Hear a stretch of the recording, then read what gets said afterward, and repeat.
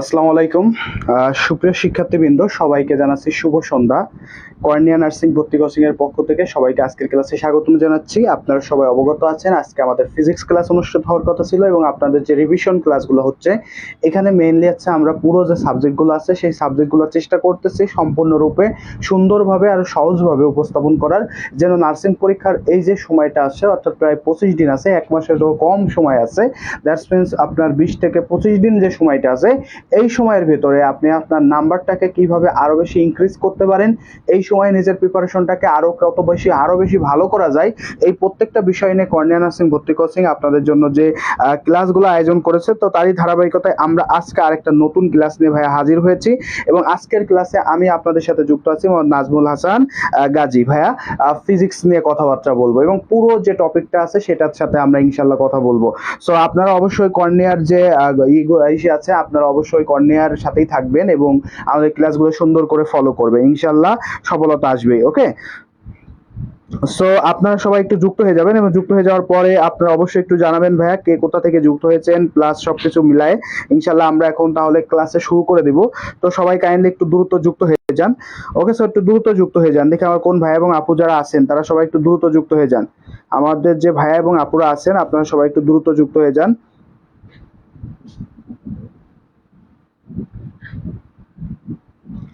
দিছি, আমি রিকোয়েস্ট দিছি একটু।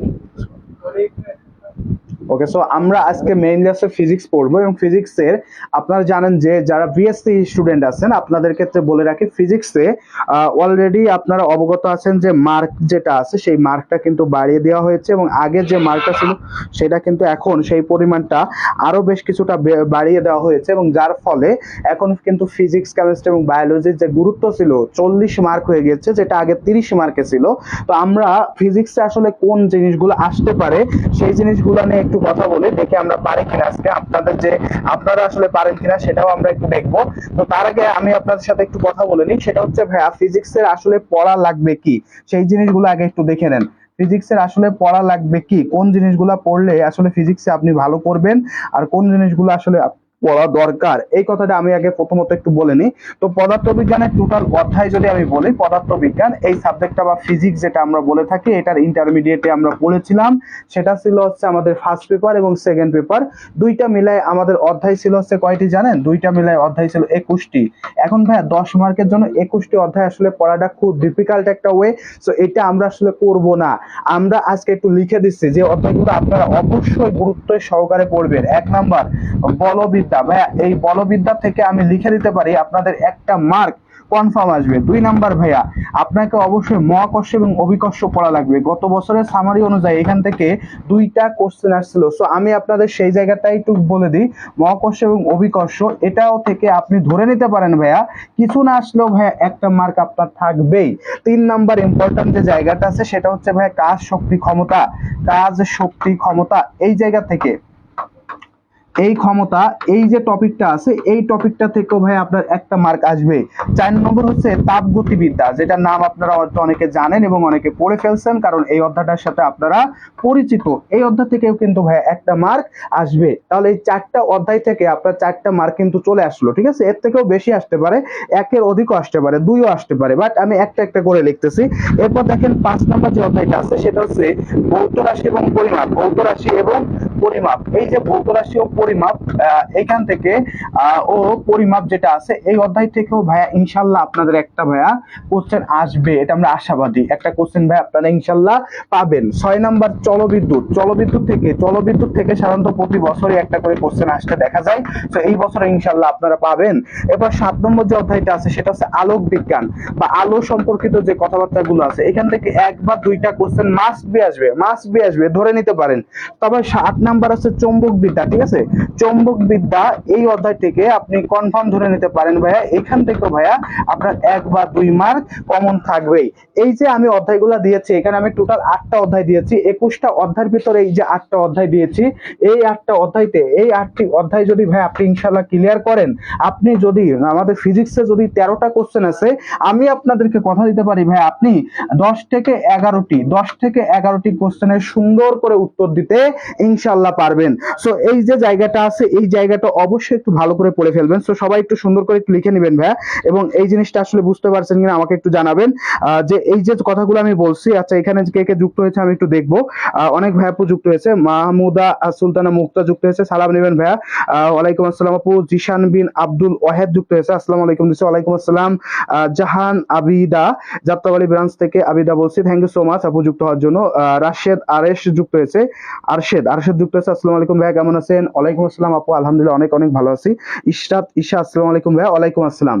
তো আমি আপনাদের যেটা বলি সেটা হলো, আপনারা এই যে টপিকগুলো আছে 21টা অধ্যায়ের মধ্যে 8টা টপিক দিয়েছি, বলবিদ্যা দিয়েছি, তারপর দিয়েছি হচ্ছে আমি মহাকর্ষ এবং অভিকর্ষ, কাজ, ক্ষমতা এবং শক্তি, তাপগতিবিদ্যা, ভৌত রাশি ও পরিমাপ, জলবিদ্যুৎ, আলো, চৌম্বকবিদ্যা। ভাইয়া যেহেতু সময়টা খুবই কম, কারণ আমাদের কাছে আমাদের হাতে কিন্তু খুব বেশি সময় নাই।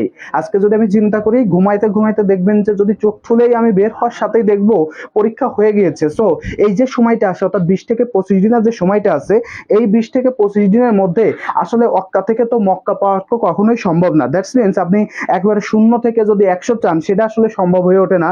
এটা আসলে অনেক পরিশ্রমের বিষয়। তো আমরা যেহেতু আছে এই যে স্বল্প সময়ে কিভাবে আপনাকে আসলে 90+ মার্ক কমন পাওয়া যায়, অন্তত 85+ মার্ক কমন করানো যায়, সেই বিষয়টা আমরা ইনশাল্লাহ আপনাকে রিভিশন কোর্সের মাধ্যমে পুরো জিনিসটা আমরা ইনশাল্লাহ সাজাই দিব কর্নিয়া নার্সিং ভর্তি কোচিং এর পক্ষ থেকে। তো দেখেন আমাদের 21টা অধ্যায় আছে, 21টার মধ্যে 8টি জিনিস আছে, 8টি অধ্যায় পড়লে 10 থেকে 11 মার্ক পাবেন।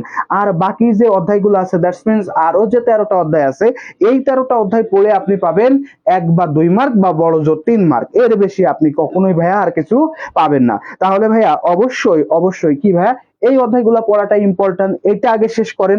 শেষ করার পর ভালোভাবে যদি আপনার হয়ে যায়, দেন আপনি চেষ্টা করবেন কি আরো যে আপডেট তথ্য আছে, আরো যে অধ্যায়গুলো আছে সেই অধ্যায়গুলোতে যাওয়ার। সো তাইলে ইনশাল্লাহ বুঝতে পারছেন কিনা ভাই আমাকে একটু জানাবেন, যারা যারা যুক্ত আছেন আপনারা এই জিনিসগুলো একটু লিখে নিয়েছেন কিনা, এবং ইনশাল্লাহ আপনারা আমি যেভাবে বলছি এই অধ্যায়গুলো ইনশাল্লাহ শেষ করবেন আগে, ঠিক আছে? এইগুলো শেষ করার পরে আপনি বাকি যে অধ্যায়গুলো আছে সেইগুলোর দিকে ফোকাস করতে পারেন। অবশ্য আমরা ইনশাল্লাহ বুঝতে পারছি কিনা ভাই আমাকে একটু জানাবেন। এই তো মাহমুদা সুলতানা মুক্তা বলছে ভাইয়া বুঝছি, ঠিক আছে ভাই, ইনশাল্লাহ পারবো কিনা এটাও আমাকে একটু জানাবেন, ঠিক আছে? ইনশাল্লাহ পারবো কিনা এটাও আমাদেরকে একটু জানাবেন। ওকে, সো আমরা এটা যদি বুঝতে পারেন তাহলে আমরা আমাদের যে পড়া আছে আমরা আজকে এমসিকিউ কিছু সলভ করব, যেগুলো আসলে আমি কিছু গুরুত্বপূর্ণ এমসিকিউ দিয়ে আজকের ক্লাসটা সাজিয়েছি। এবং এটা ভাবে পড়লে আসলে কোন টপিকটা কিভাবে পড়লে আসলে গুরুত্বপূর্ণ এবং কিভাবে আসতে পারে সেটা আপনাদেরকে ইনশাল্লাহ দেখাই দিব। ওকে, সো চলেন তাইলে আমরা শুরু করে দিই। আমাদের যে টপিকটা ছিল, যেখানে ছিলাম আমরা সেখানে ফিরে আসি। সো আমাদের আজকে প্রথম যে যে জায়গাটা নিয়ে আমরা কথা বলবো সেটা হচ্ছে ভাইয়া, দেখেন এই যে এটা আছে আমাদের প্রথম আজকের কোশ্চেনটা হচ্ছে এটা। ওকে, সো কোশ্চেনটা হচ্ছে আমাদের আজকে এই কোশ্চেনটা নিয়ে আমাদের আজকে প্রথম কথা, ঠিক আছে ভাইয়া? এই কোশ্চেনটা নিয়ে আমরা আজকে একটু কথা বলবো। তো চলেন আমরা কথা বলা শুরু করি।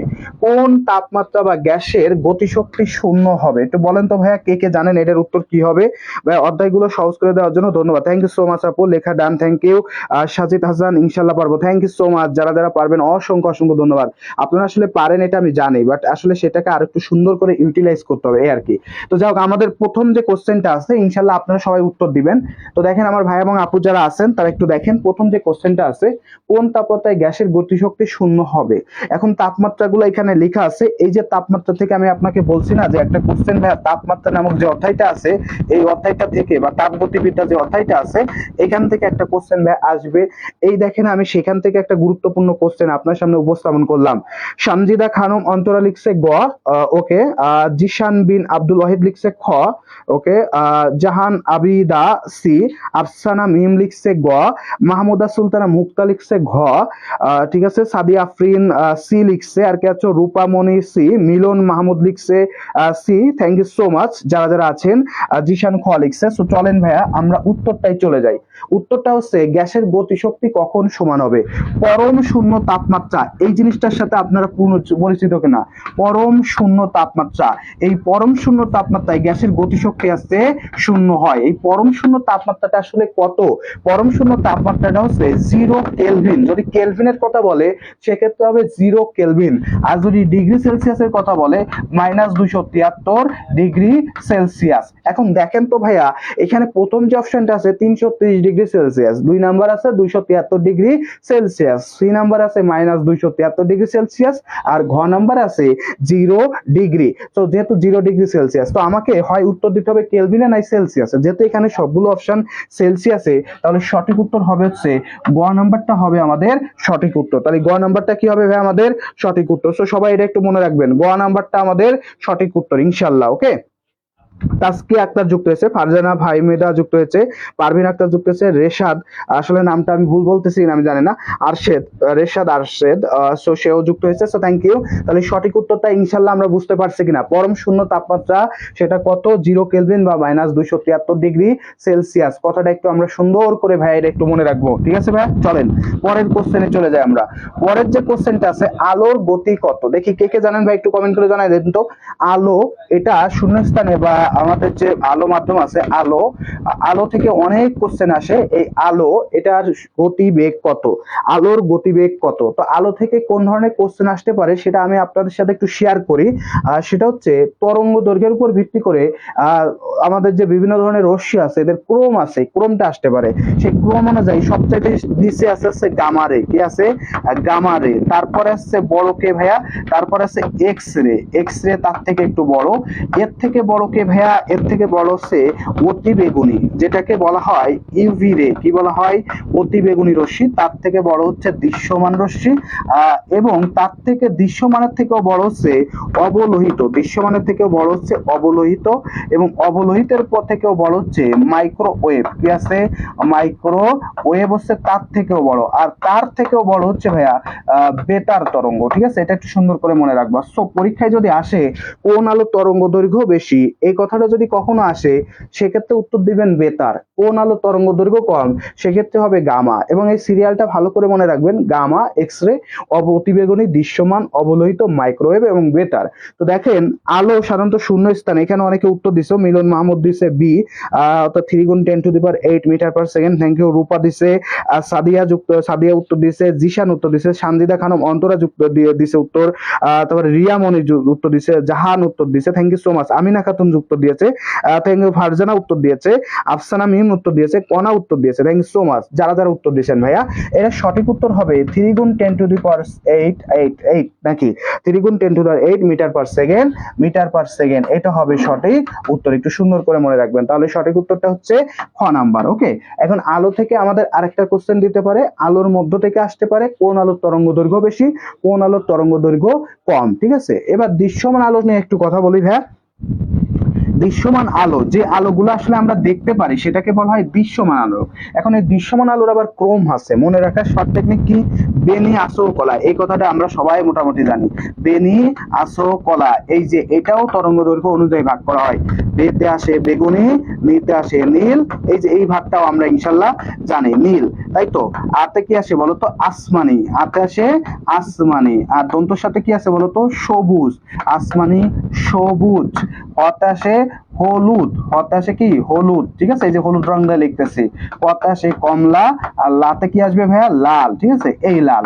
তো দৃশ্যমান আলোর মধ্যে সবচেয়ে বেশি তরঙ্গ দৈর্ঘ্য কার, লাল আলোর, সবচেয়ে কম কার, বেগুনি আলোর। সো ক্রমটা অবশ্যই মনে রাখবা, যদি অপশনে না লাল না থেকে কমলা থাকে তাহলে সেক্ষেত্রে কমলা দিবা, অপশনের মধ্যে যে 4টা থাকবে সেখানে বেশি যার আমার তরঙ্গ দৈর্ঘ্য বেশি হবে কার, সেটার। ওকে, এখান থেকে একটা কোশ্চেন আমি একটু জিজ্ঞেস করি, বলো তো ভাইয়া মধ্যম আলো বলা হয় কাকে, মধ্যম আলো এটা বলা হয় কাকে?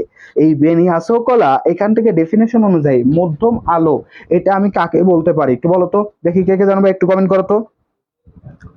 মধ্যম আলো বলা হয় কাকে, কে জানো ভাই একটু কমেন্ট করবা, মধ্যম আলো বলা হয় কাকে?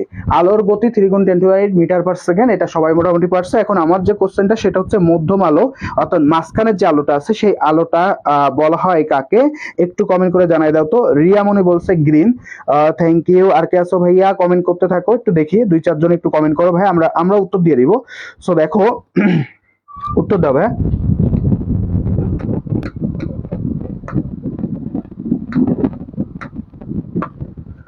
ওকে, সো সবুজ বলছো, আমিনা খাতুন, ঈশিতা বলছো সবুজ, ওকে, রূপামণি বলছে হলুদ। সো দেখো আমাদের যে যারা আছো আমরা কি করি, আমরা এদিক থেকে একটা বাদ দিই, এদিক থেকে একটা বাদ দিই, এদিকে একটা বাদ দিই, এদিকে একটা বাদ দিই, তারপর ধরো যে আসমানি আছে আর হলুদ বাদ দিয়ে দিই, মাঝখানে পাই সবুজ, ওই হিসেবে আমরা অনেকে সবুজ বলি, বাট এটা কিন্তু ভুল। আজকে থেকে মনে রাখবা মধ্যম আলো হচ্ছে হলুদ, মধ্যম আলো কি হলুদ। এই যে দৃশ্যমান আলো বলছি না, এই দৃশ্যমান আলোর ক্ষেত্রে একটা কথা একটু বলে রাখি ভাইয়া, দৃশ্যমান আলোর লেন্থ কত জানো? 780 সরি 380 থেকে কত, 380 থেকে 780 ন্যানোমিটার। এই 380 আর 780 মাঝখানে কত আছে? 580 ন্যানোমিটার। আর হলুদ যেটা আছে, হলুদ হলুদ যে আলোটা আছে এর তরঙ্গ দৈর্ঘ্য হচ্ছে 575 থেকে 590। তো 580 যেহেতু আছে, 580 যে তরঙ্গ দৈর্ঘ্যটা আছে সেটা যেহেতু হলুদের ভিতরে ইনক্লুডেড, দ্যাটস ওয়াই হলুদকে কি বলা হয়? হলুদকে বলা হয় হচ্ছে ভাইয়া মধ্যম আলো। প্রশ্নটা ইনশাল্লাহ আমাদের আর ভুল হবে, এটা যেন আর ভুল হয় না, এই প্রশ্নটা প্রচুর পরিমাণ আসে। মধ্যম আলো বলা হয় কাকে? মধ্যম আলো বলা হয় হলুদকে। ওকে, সো ইনশাল্লাহ এটা পারবো। আফসানা মিম বলছে, রিশাদ আরশিদ হলুদ বলছে, কাসিয়া আক্তার বলছে হলুদ। Kona thank you so much. Sky blue না, স্কাই ব্লু না ভাই, স্কাই ব্লু তো এখানে লিখি নাই, ঠিক আছে। জসিম ভাইয়া, জিশান ভাইয়া স্কাই ব্লু না, ওকে। সাদিয়া আফরিন হলুদ, ঠিক আছে। যারা যারা সবুজ বলছো ইনশাল্লাহ এখন থেকে ঠিক করে নিবা, এটা যেন আর আমাদের কখনো ভাইয়া ভুল না হয় ইনশাল্লাহ। ওকে, চলো ভাইয়া পরের কোশ্চেনটায় যাই তাহলে সেক্ষেত্রে।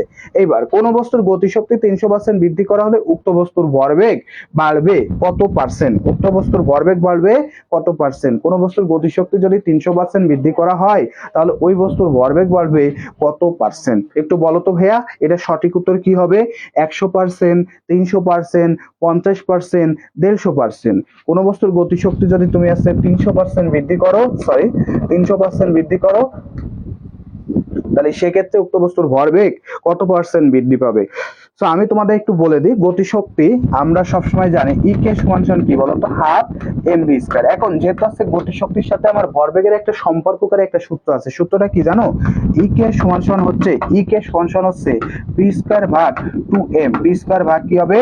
2m। পি স্কয়ার ভাগ হবে ভাইয়া 2m। একটু সুন্দর করে মনে রাখবা, পি স্কয়ার ভাগ হচ্ছে 2m। সো এখন এই ই কে এটা যদি 300% করা হয় তাহলে আমার এই যে পি আছে এই পি কত পার্সেন্ট হবে?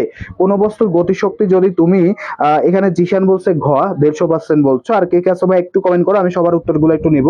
কোন বস্তুর গতিশক্তি যদি আছে আমরা বাড়াই দিই তাহলে সেক্ষেত্রে কোন বস্তুর গতিশক্তি 300% করা হলে কোন বস্তুর গতিশক্তি, দেখে আর কে কে আছো, ওকে উত্তর দিতে থাকো ভাই।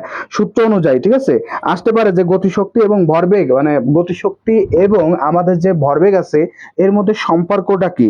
তো এই যে সূত্রটা আছে দেখতে পাচ্ছ, সেই সূত্র দিয়ে তুমি ইনশাল্লাহ পারবা, ঠিক আছে, এটাই পারবা, ঠিক আছে। কোন বস্তুর গতিশক্তি 300% যদি বৃদ্ধি করা হয়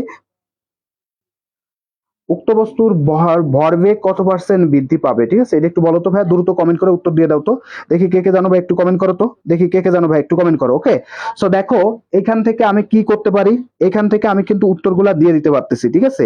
এখান থেকে আমি কি করতে পারতেছি, উত্তরটা কিন্তু ভাই আমি দিয়ে দিতে পারতেছি। কিভাবে পারি একটু লক্ষ্য করো। তো এখান থেকে আসলে শতকরা আমরা বের করতে পারবো, বের করলে ইনশাল্লাহ আমাদের উত্তরটা হয়ে যাবে। সো এইটার সঠিক উত্তরটা আমি তোমাদেরকে বলে দিই, এটা তোমাদের এই ধরনের প্রশ্নগুলো আসে, এটা হবে আছে 100%, 100%। এখন এটার উত্তর কিভাবে দেবা? দেখো ভাইয়া, এখানে আমি বের করলাম ই কে সমান সমান কি পাইছি, ই কে সমান সমান পাইছি আছে পি স্কয়ার ভাগ 2m পাইছি।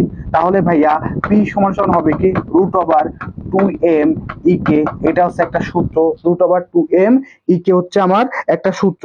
এখন এই যে সূত্রটা আমি অ্যাপ্লাই করছি, এখন ই কে যখন আছে 300% বৃদ্ধি করা হলে, ই কে 300% বৃদ্ধি করা যখন আমি করছি, 300% মানে কি 3 গুণ বৃদ্ধি করছি, তখন ই কে ড্যাশ ফাংশন হবে কি, আগে ই কে ছিল যেটা তার সাথে আছে 3 ই কে যোগ হবে, তাহলে কত হচ্ছে 4 ই কে হচ্ছে 4 ই কে হচ্ছে, তাই তো 4 ই কে হচ্ছে।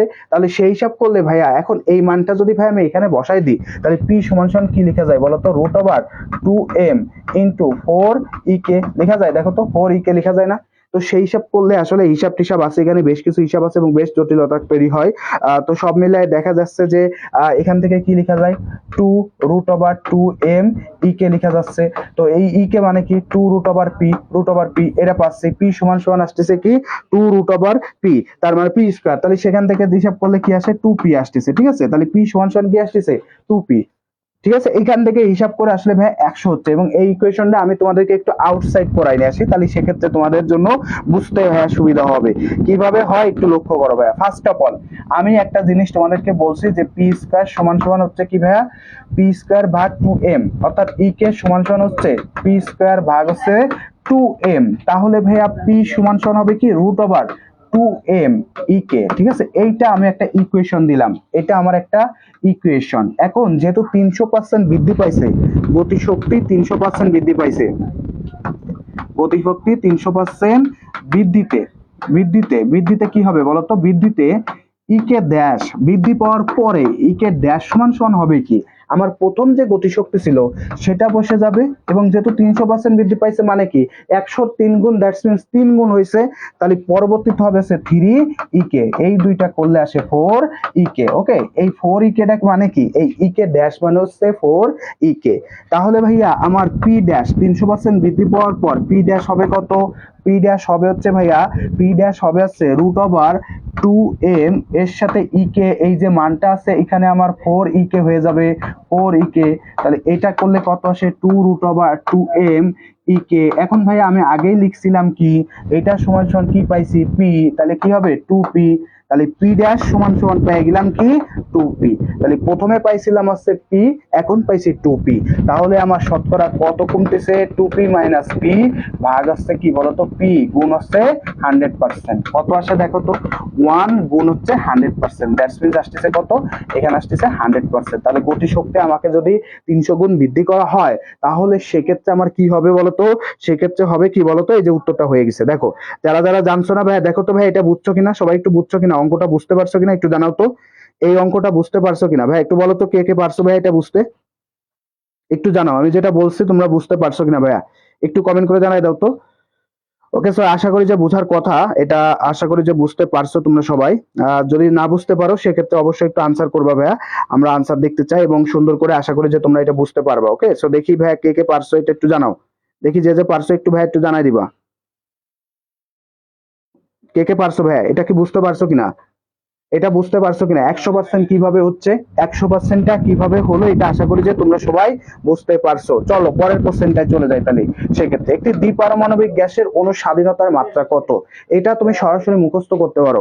একটা দ্বিপারমাণবিক গ্যাসের স্বাধীনতার মাত্রা কত, স্বাধীনতার মাত্রাগুলো তোমাদেরকে লাগবে ভাইয়া, এটা হচ্ছে আদর্শ গ্যাসের গতিতত্ত্ব থেকে নিয়ে আসছি। একটি দ্বিপারমাণবিক গ্যাসের অণু স্বাধীনতার মাত্রা কত বলো ভাইয়া, কে কে জানো একটু উত্তর দিতে থাকো, ইনশাল্লাহ আমরা অক্টোবর পরে তোমাদের উত্তরগুলো দিব। স্বাধীনতার মাত্রাগুলো তোমাদের লাগবে ভাইয়া, স্বাধীনতার মাত্রাগুলো তোমাদের লাগবে।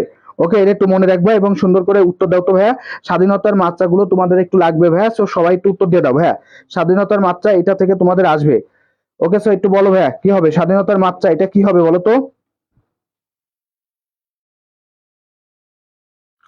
ওকে, একটু বলো তো ভাইয়া স্বাধীনতার মাত্রা হবে কি, স্বাধীনতার মাত্রা কত হবে একটি দ্বিপারমাণবিক গ্যাসের ক্ষেত্রে, স্বাধীনতার মাত্রা কত হবে একটা দ্বিপারমাণবিক গ্যাসের ক্ষেত্রে, স্বাধীনতার মাত্রা কত হবে বলো তো, দেখি কে কে জানো ভাই একটু কমেন্ট করো তো, স্বাধীনতার মাত্রা কত হবে, এটা বুঝছো যারা যারা, এটা যারা যারা বুঝছো ফিজিক্সের এই যে ম্যাথটা বুঝছো, ইনশাল্লাহ খুব গুরুত্বপূর্ণ একটা ম্যাথ বুঝে ফেলছো ভাইয়া। এখন যেহেতু ম্যাথটা বুঝে ফেলছো, সো আমার যে কোশ্চেনটা আছে সেটা একটু উত্তর দিয়ে দাও। একটু বলে রাখি, এইখানে মনে রাখবা এক পারমাণবিক যে গ্যাস আছে, এক পারমাণবিক গ্যাসের ক্ষেত্রে সবসময় স্বাধীনতার মাত্রা কত হয়, সবসময় স্বাধীনতার মাত্রা হয় 3। ঠিক আছে, দ্বিপারমাণবিকের ক্ষেত্রে, দ্বিপারমাণবিক এটার ক্ষেত্রে মুখস্থ করে রেখো, দ্বিপারমাণবিকের ক্ষেত্রে স্বাধীনতার মাত্রা হয় কত ভাইয়া, এটা হবে সর্বদা আছে 5। তাহলে কত নাম্বার অপশন আছে, গ নাম্বার অপশন আছে, তাহলে সঠিক উত্তর কি হবে, গ নাম্বারটা হবে ভাইয়া সঠিক উত্তর। ঠিক আছে ভাইয়া, এটা একটু সুন্দর করে মনে রাখবা, এটা যাতে আমাদের আর কখনো ভাইয়া ভুল না হয়, কারণ এটা থেকে কিন্তু ইনশাল্লাহ পরীক্ষাতে ভাইয়া থাকবে। ঠিক আছে, এই যে থাকা প্রশ্নগুলো আমরা বারবার বলতেছি, এটা এক পারমাণবিকের ক্ষেত্রে খ হবে, আর দ্বিপারমাণবিকের ক্ষেত্রে হচ্ছে 5 হবে, এটা সুন্দর করে ভাই একটু মনে রাখবা। ওকে, ইনশাআল্লাহ পারছো। সো চলো পরের কোশ্চেনটা চলে যাই। এবার বলি, দুইটি বস্তুর মধ্যকার দূরত্ব অর্ধেক করলে মহাকর্ষ বলের মান কত হবে, দুইটি বলের মধ্যকার দূরত্ব যদি অর্ধেক করা হয় মহাকর্ষ বলের মান কত হবে, দ্বিগুণ বাড়ে, 4 গুণ বাড়ে, দ্বিগুণ কমে, 4 গুণ কমে, দেখি কে কে পারবে একটু উত্তর দিবা। মহাকর্ষ বল, এটা নিয়ে একটু বলি। মহাবিশ্বের যে কোনো দুইটা বস্তুর মধ্যে যে আকর্ষণ বল তাকে বলে মহাকর্ষ বল। ধরো এটার ভর m1, এটার ভর হচ্ছে m2 এবং এদের মধ্যবর্তী দূরত্ব হচ্ছে r। এখন মহাকর্ষ বলের সূত্রটা কি? মহাকর্ষ বল বলছে যে বস্তুদ্বয়ের ভরের গুণফলের সমানুপাতিক এবং মধ্যবর্তী দূরত্বের বর্গের ব্যস্তানুপাতিক। সো এই দুইটা সূত্র থেকে লেখা যায় F সমান সমান হচ্ছে F সমানুপাতিক m1 m2 ভাগ r স্কয়ার। এখন এই সমানুপাতিকটা উঠানোর জন্য একটা ধ্রুবক দিতে হয়, যেটাকে মহাকর্ষীয় ধ্রুবক বলা হয়, g ইন্টু m1 m2 ভাগ r স্কয়ার। এখানে g এর মানটা কিন্তু একটু পড়া লাগে ভাইয়া। g এর মানটা কি জানো? 6.67 গুণ 10 to the power minus 11 newton metre per newton metre square newton metre square newton metre square কি হবে? Newton metre square per KG square. ঠিক আছে, ভালো করে মনে রাখবা। 6.67 গুণ হবে কত? 10 to the power minus 11 newton metre square per KG square. Okay, এটা হচ্ছে জি এর মান এবং জি এর এই মানটা ভাইয়া তোমাদের পরীক্ষাতে ভাইয়া ইনশাআল্লাহ আসে। তো আমাদের যে কোশ্চেনটা আছে সেটা উত্তর হবে আফসানা মেম বলছে গ গেল, এটা চলে। জিশান বিন ও বলছিল গ দ্বিগুণ কমে। ঠিক আছে, দেখি। মাহমুদা সুলতানা মুক্তা বলছে 4 গুণ বাড়ে। সাদিয়া আফরিন বলছে এ দ্বিগুণ বাড়ে। ঠিক আছে, আফসানা মিম 1 পারমাণবিক হচ্ছে 3। হ্যাঁ, এটা 1 পারমাণবিক হচ্ছে 3। তো এই কোশ্চেনটা তো আমাদের চলে গিয়েছে। আমরা নেক্সট যে কোশ্চেনটা আছে সেটার উত্তর দেওয়ার ট্রাই করি। যারা যারা আছো সবাই উত্তর দাও। ঠিক আছে ভাই, যারা যারা আছো আমাদের এখানে যুক্ত, তোমাদের সবার উত্তরগুলো আশা করতেছি। সো সবাই একটু উত্তর দিয়ে দিবা ভাইয়া। সো দেখো, আমি কিন্তু একেবারে ব্রিফলি বলে দিয়েছি মহাবিশ্বের যে কোনো দুইটা বস্তুর মধ্যে যে আকর্ষণ বল, সেই আকর্ষণ বলের নামই হচ্ছে মহাকর্ষ বল। একটা বস্তু m1 আর একটা বস্তু m2, এদের মধ্যবর্তী আকর্ষণ, এদের মধ্যবর্তী দূরত্ব r। f সমানুপাতিক m1 m2 আর f সমানুপাতিক 1 ভাগ r স্কয়ার। এই দুইটা সূত্র দেখে লেখা যায় f সমানুপাতিক m1 m2 ভাগ হচ্ছে কি ভাইয়া? r square. তাহলে f সমান কি হবে? g ইনটু m1 m2 ভাগ r স্কয়ার। g এর মানটা একটু ভালো করে মনে রাখবা, 6.67 গুণ 10 to the minus 11 newton metre square per coulomb square. Okay, এবার দেখো ভাইয়া, আমি এখানে যেহেতু আমাকে বলছে দূরত্ব, তার মানে কি r অর্ধেক করতে হবে। এখন f সমানুপাতিক কি পড়ছি? 1 ভাগ r স্কয়ার পড়ছি। এখন এই দূরত্ব যদি অর্ধেক করা হয় তাহলে কি হবে? f সমানুপাতিক 1 ভাগ 2 এর হোল স্কয়ার। তার মানে কত আসছে? 1 ভাগ 4, 1 ভাগ 4। তাহলে সেক্ষেত্রে কি হবে বলো তো? মহাকর্ষ বল অর্ধেক যদি করা হয়, যদি আমি এখানে দ্বিগুণ করে দেখাইছি, অর্ধেক যদি করে, তো সেক্ষেত্রে কি হয় তো দেখো তো, 1 ভাগ 2 এর হোল স্কয়ার। এই 1 ভাগ 2 এর হোল স্কয়ার করলে কি আসছে? f সমানুপাতিক 1 ভাগ 4। এখন এই 4 যদি উপরে চলে যায় তাহলে f সমান কি হচ্ছে? আলটিমেটলি 4 হচ্ছে। তাহলে কত গুণ হবে? 4 গুণ বাড়ে হবে। কত গুণ হবে? 4 গুণ বাড়ে হবে। তাহলে সঠিক উত্তর হচ্ছে ভাইয়া খ নাম্বারটা হচ্ছে আমাদের সঠিক উত্তর। সো ফারজানা মাহমুদা পারসো, থ্যাংক ইউ। তারপর আছে আফসানা মিম বলছে B, thank you so much. যারা যারা আছো তোমরা সবাই সঠিক উত্তর দিয়েছো ভাইয়া, থ্যাংক ইউ সো মাচ। সবাই একটু কাইন্ডলি উত্তরগুলা দিয়ে ফেলো ভাইয়া। যারা যারা পারতেছো, ভুল হইলে সমস্যা নাই, ভুল হতেই পারে। ভুল থেকে আমরা কি করব? আমরা শিক্ষা নিব। সো আমাদেরকে শিক্ষা নিতে হবে, সামনে আগায় যেতে হবে। সো সবাই একটু কাইন্ডলি উত্তরগুলা দিয়ে দাও। এটা হবে 4 গুণ বাড়ে। ঠিক আছে ভাইয়া? দূরত্ব বাড়লে মহাকর্ষ বল কমে, দূরত্ব কমলে মহাকর্ষ বল আবার কি হয়? বাড়ে। ঠিক আছে, 4 গুণ বাড়ে। থ্যাংক ইউ যারা যারা উত্তর দিচ্ছে ভাইয়া। চলো পরের কোশ্চেনটা একটু দেখি। কোন বস্তুর ভর ভূপৃষ্ঠে আছে 75 কেজি হলে চাঁদের ভর কত হবে? খুবই জটিল একটা কোশ্চেন, খুবই জটিল একটা কোশ্চেন। দেখি কে কে পারো, একটু উত্তর দিয়ে দাও তো ভাইয়া। খুবই জটিল একটা কোশ্চেন। ঠিক আছে, এই ধরনের কোশ্চেন তোমাদের পরীক্ষাতে দেয়, মেডিকেলেও প্রচুর পরিমাণে দেয়।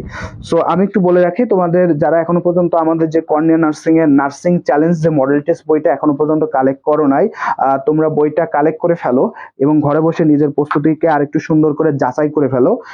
এই মডেল টেস্ট বইতে ইনশাল্লাহ তোমাদের জন্য সময় উপযোগী যে প্রশ্নগুলো আছে সেগুলো আমরা ইনশাল্লাহ ইনক্লুডেড করে দিয়েছি। সো তোমরা যারা বইটা কালেক্ট করতে চাও তারা দ্রুত যোগাযোগ করে বইটা ইনশাল্লাহ কালেক্ট করে ফেলো। ওকে, তো ফারজানা ফাহমিদা বলছে এ 75 কেজি, থ্যাংক ইউ। জিশান বলছে ক, রাফি আক্তার ক, রেশাদ আশরেদ বলছে 75 কেজি, মিলন মাহমুদ বলছে এ, নাদিয়াতুল জান্নাত ইতি ক বলছো, থ্যাংক ইউ। দেখি আর কে কেছো। আচ্ছা, আমি তো বললাম সহজ, বাট তোমরা তো সবাই উত্তর দিয়ে ফেলছো। এটাও আসলে সম্ভব, আসলেই খুব সম্ভব এবং খুবই সহজ একটা কোশ্চেন তোমাদের এটা দেওয়া হয়েছে, যেটা হচ্ছে ভর। সবসময় মনে রাখবা, ভরের কোনো পরিবর্তন হয় না। ভর এই জিনিসটার কোনো পরিবর্তন পরিবর্তন হয় নাই, পরিবর্তন নাই, ঠিক আছে মনে রাখবা এই জিনিসটার কোনো পরিবর্তন নাই। সেটা তুমি অক্কায় নাও, মক্কায় নাও, হক্কায় নাও, আর আছে ইসে নাও, ওই যে কি বলে প্রাইস কত, এই বইটার প্রাইস হচ্ছে 150 টাকা হলে তুমি ঘরে বসে এই বইটা নিতে পারবা, ঠিক আছে। আমাদের পেজে যোগাযোগ করো, ওকে, আমাদের নাম্বার দেওয়া যেটা আছে সেখানে যোগাযোগ করো আপু, ওকে।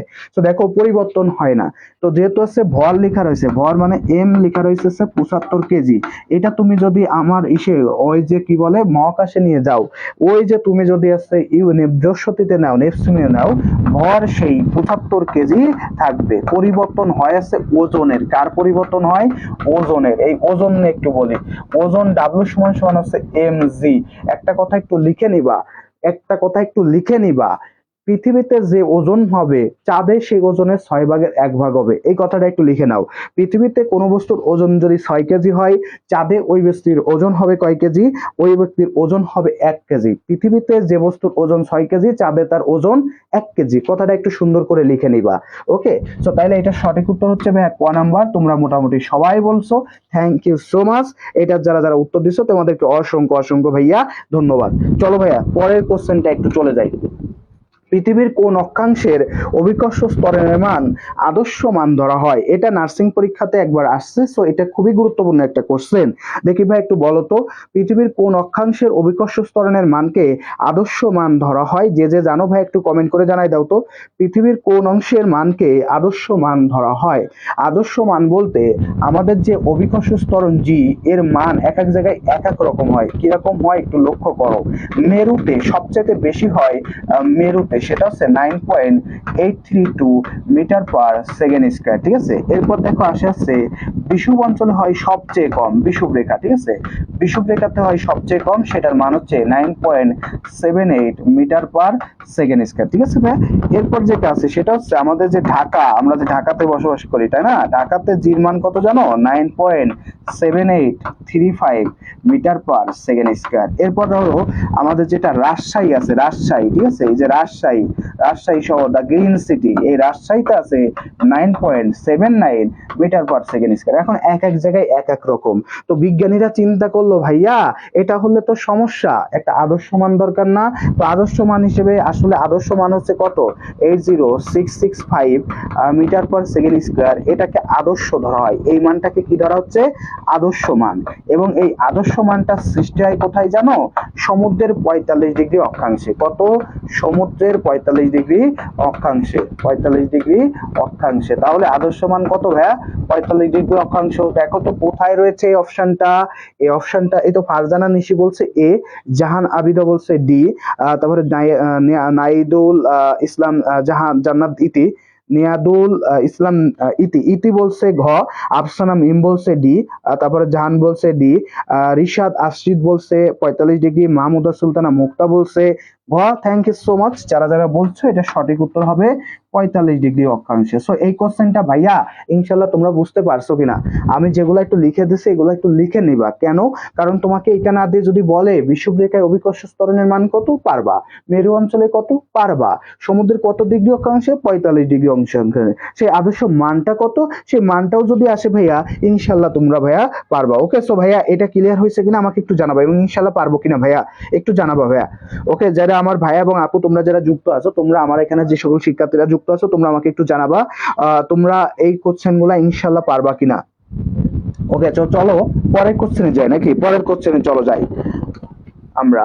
মহাকাশে একটি সেকেন্ড দোলকের কম্পাঙ্ক কত? মহাকাশে একটি সেকেন্ড দোলকের কম্পাঙ্ক কত? একটু বলো তো ভাই এটা কি হবে, মহাকাশে একটি সেকেন্ড দোলকের কম্পাঙ্ক কত? একটু বলো দেখি কি হবে ভাইয়া, একটু বলো তো, মহাকাশে একটি সেকেন্ড দোলকের কম্পাঙ্ক কত? ঠিক আছে ভাইয়া, মহাকাশে একটি সেকেন্ড দোলকের কম্পাঙ্ক কত, খুবই গুরুত্বপূর্ণ একটা জিনিস। তো সেকেন্ড দোলক নিয়ে একটা ইনফরমেশন একটু তোমাদেরকে দিয়ে দিই। সেকেন্ড দোলক, এটা নিয়ে একটু কথাবার্তা বলে ফেলি সেই দোলক নিয়ে। সেটা হচ্ছে সেকেন্ড দোলকের যদি বলা হয় যে পর্যায়কাল, ঠিক আছে, পর্যায়কাল যদি বলা হয়, সেকেন্ড দোলকে সাধারণত পৃথিবীতে পর্যায়কাল আছে হচ্ছে 2 সেকেন্ড, একটু মনে রাখবা 2 সেকেন্ড, ঠিক আছে। আর কম্পাঙ্ক যদি কখনো জিজ্ঞেস করে যে সেকেন্ড দোলকের কম্পাঙ্ক কত, সেকেন্ড দোলকের কম্পাঙ্ক হচ্ছে 0.5 হার্জ, এই কথা একটু সুন্দর করে মনে রাখবা। এরপরে যেটা পড়া লাগে ভাইয়া সেটা হচ্ছে কার্যকরী দৈর্ঘ্য। সেকেন্ড দোলকের কার্যকরী দৈর্ঘ্য হচ্ছে ভাইয়া সেন্টিমিটার এবং মিটার দুইটাই মনে রাখবা, এত সেন্টিমিটার অথবা ভাইয়া 0.993 মিটার, ঠিক আছে। এইগুলো একটু ভালো করে ভাইয়া মনে রাখবা, ঠিক আছে ভাই। কি বলছি এখন দেখো সেকেন্ড দোলকের কম্পাঙ্ক, এখন কম্পাঙ্কের কিন্তু একটা সূত্র আছে, খুব সুন্দর একটা সূত্র আছে। সূত্রটা কি জানো? টি সমান সমান হচ্ছে, আমি একটু লিখে দিই এখানে, টি সমান সমান হচ্ছে 2π√L/জি। এই জির মানের উপর অনেক কিছু নির্ভর করে। সাধারণত হচ্ছে একেবারে পৃথিবীর কেন্দ্রে কেন্দ্রে সাধারণত পৃথিবীর কেন্দ্রে জি সমান সমান হচ্ছে 0। জি সমান সমান কত? 0। তাহলে যখন আসছে এখানে 0 হয়ে যাচ্ছে তাহলে কি হচ্ছে বলো তো? 1/0 মানে কি? এটা মানে অসীম। তাহলে পৃথিবীর কেন্দ্রে জি এর মান যেহেতু 0 হওয়ার কারণে পর্যায়কাল কত হবে? কম্পাঙ্ক কত হবে? অসীম হবে। এটা কি হয়ে যাবে? অসীম হয়ে যাবে, ঠিক আছে। তাহলে আর দোলকের যদি কম্পাঙ্ক হিসাব করা হয় সেটা কত হবে? সেকেন্ড দোলকের কম্পাঙ্ক কত হবে? মহাকর্ষে হবে হচ্ছে 0 হার্জ, 0 হার্জ। তাহলে সঠিক উত্তর কি হচ্ছে? ক। তোমরা মোটামুটি পারছো, 0 হার্জ হবে, ঠিক আছে। অসীম না, 0 হার্জ হবে, ঠিক আছে ভাই। ওকে, থ্যাংক ইউ যারা যারা পারছে, এটা ধন্যবাদ, থ্যাংক ইউ সো মাচ। তোমরা যারা যারা উত্তর দিয়েছো থ্যাংক ইউ সো মাচ। যারা যারা উত্তর দিয়েছো, কোনা দিয়েছে, সাদিয়া দিয়েছে, আফসানা মিম দিয়েছে, জান দিয়েছে, জিশান দিয়েছে, থ্যাংক ইউ। যারা যারা উত্তর দিয়েছো তোমাদেরকে অসংখ্য ধন্যবাদ। সঞ্জিতা খানম অন্তরা দিয়েছে, থ্যাংক ইউ। তো তাইলে আশা করি যে এটা বুঝতে পারছো। চলো পরের কোশ্চেনটা আমরা একটু দেখে ফেলি। 48 মিটার, এইবার যে কোশ্চেনটা দেওয়া হয়েছে এটা তোমাদের ক্লাস থেকে আসছে এবং এটা আসার মতো একটা কোশ্চেন। 48 মিটার পার সেকেন্ড বেগে একটি বল খেলা উপরের দিকে নিক্ষেপ করলে কত সময় শূন্যে থাকবে? কত সময় শূন্যে থাকবে? কোশ্চেনটা খুবই গুরুত্বপূর্ণ এবং পরীক্ষাগুলোতে আসে। সো তোমরা এটা একটু উত্তর দিয়ে দিবা, ঠিক আছে। তো একটু বলে রাখি সূত্রটা হচ্ছে কি, একটু দেখো। সূত্রটা হচ্ছে 2u = u not sine theta ভাগ হচ্ছে জি, ঠিক আছে, জি। Okay, so u naught sine theta ভাগ হচ্ছে কি ভাইয়া? জি। ওকে, এই হচ্ছে আমাদের সূত্র। এটার সূত্র কি হবে? ইউ নট সাইন থিটা ভাগ জি। ইউ নট সাইন থিটা ভাগ হচ্ছে জি। আবার যেহেতু দুইবার যাচ্ছে এই জন্য 2u নট ভাগ sine u naught sine theta ভাগ হবে কত ভাইয়া? জি হবে, ঠিক আছে। এটা হচ্ছে আমাদের এখানকার বিষয়। তো দেখো যেহেতু খাড়া উপরের দিকে নিক্ষেপ করছে, দ্যাটস মিন্স যেহেতু আছে থিটার মান আছে 90 ডিগ্রি, তো থিটার মান 90 ডিগ্রি হলে এটার মান হয়ে যায় কত? 1। দ্যাটস মিন্স হবে 2u নট ভাগ হবে জি। এখন 2u নট মানে কি? 2 গুণ ইউ নট মানে কত দেয়া রয়েছে? 48। 48 ভাগ হবে কত? 9.8। ওকে, 9.8। তো এটা করলে কত আসে? 96 ভাগ হচ্ছে 9.8। তো 96 ভাগ 9.8 করলে যেটা উত্তর আসে আর কি, সেটা হচ্ছে যে তোমাদের আসলে এইটা উত্তর আসে। সো সেটাই হবে সঠিক উত্তর, ঠিক আছে। 98 কে যদি আমি 96 কে যদি 98 দিয়ে ভাগ করি সেক্ষেত্রে আছে 9.8 সেকেন্ড, 9.8 সেকেন্ড আসে। সো তাইলে সঠিক উত্তরটা কি হবে? এটা হবে সঠিক উত্তর। সো প্রাস থেকে তোমরা প্রাসটা একটু গুরুত্ব দিও ভাইয়া। প্রাস থেকে তোমাদের পরীক্ষায় কিন্তু আসার মতো একটা কোশ্চেন আসতে পারে। সো প্রাসের টপিকটা তোমরা ভাইয়া একটু ভালো করে পড়বা, ঠিক আছে। যারা যারা এই ম্যাথটা বুঝতে পারছো তো ভাইয়া, আফসানা মিম বলছে এ, ইতি বলছে ক, কনা ক, জাহান বলছে এ, ঈশিতা আমেনা খাতুন ঈশিতা বলছে এ, সাদিয়া বলছে এ, রিশাদ আরশাদ বলছে 9.8, thank you. Mahmuda Sultana Mukta 9.8, thank you so much. তোমরা যারা যারা বলছো এটা হবে মহাকাশে, অর্থাৎ আমি একটা জিনিস যদি যে ধরো ছুড়লাম উপরে আবার নিচে আসলো, তো উপরে যাই আবার নিচে আসতে সময়টা যেহেতু ডাবল লাগে এই জন্য 2u নট সাইন থিটা ভাগ জি।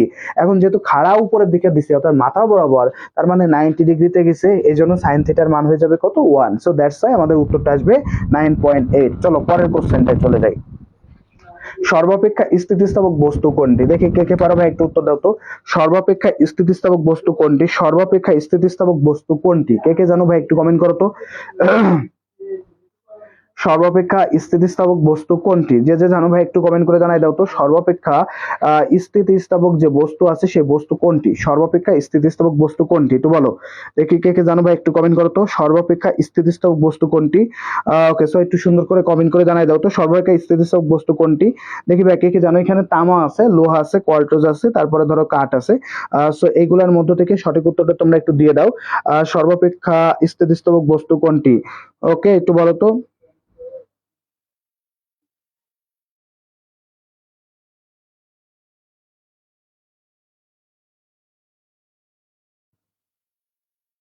ওকে, একটু বলো তো ভাই কি হবে।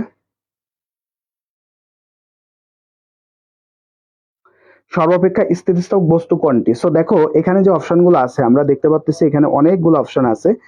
সো সেই অপশনগুলোর মধ্যে তোমাদের কোনটা গুরুত্বপূর্ণ সেটা তো তোমরা মোটামুটি জানার কথাই। সো দেখো ভাইয়া, তামা, লোহা, কোয়ার্টজ এবং কাঠ, এইগুলোর মধ্যে সর্বাপেক্ষা স্থিতিস্থাপক একটা কথাই বলে রাখি, সেটা হচ্ছে সর্বাপেক্ষা স্থিতিস্থাপক বস্তু হচ্ছে একটাই পড়বা। সর্বাপেক্ষা স্থিতিস্থাপক বস্তু হচ্ছে কোয়ার্টজ। কি হবে? কোয়ার্টজ, এটা হচ্ছে সর্বাপেক্ষা হবে। ঠিক আছে। আর একটা আছে ধরো যে ইস্পাত আছে, ইস্পাতও কিন্তু স্থিতিস্থাপক। ঠিক আছে, ইস্পাত, ইস্পাত আছে দৃঢ় এবং স্থিতিস্থাপক একটা বস্তু। কোয়ার্টজ হবে আছে এটা সঠিক উত্তর। সো তাহলে এটা একটু সুন্দর করে মনে রাখতে হবে ভাইয়া, এটা যাতে ভুল না হয়, কারোরই যাতে এই জিনিসটা ভুল না হয়। ইনশাল্লাহ পারবো কিনা ভাইয়া? ইনশাল্লাহ পারবো কিনা ভাইয়া? এই কোয়ার্টজটা হবে সর্বাপেক্ষা স্থিতিস্থাপক বস্তু। তো সবাই একটু সুন্দর করে ভাইয়া এটা একটু মনে রেখো। ঠিক আছে, ইনশাল্লাহ পারবো। ওকে, তো চলো পরের কোশ্চেনটা তাহলে আমরা একটু দেখে ফেলি। যেহেতু কোয়ার্টজ এবং ইস্পাত এই দুইটা জিনিস একটু ভালো করে মনে রাখবা। সো কোয়ার্টজ হচ্ছে সর্বাপেক্ষা স্থিতিস্থাপক। ঠিক আছে ভাইয়া। খ নাম্বার, লোহা না, লোহা হবে না, এটা কোয়ার্টজ হবে। ঠিক আছে ভাইয়া, কোয়ার্টজ হবে সর্বাপেক্ষা। চলো পরেরটা দেখি।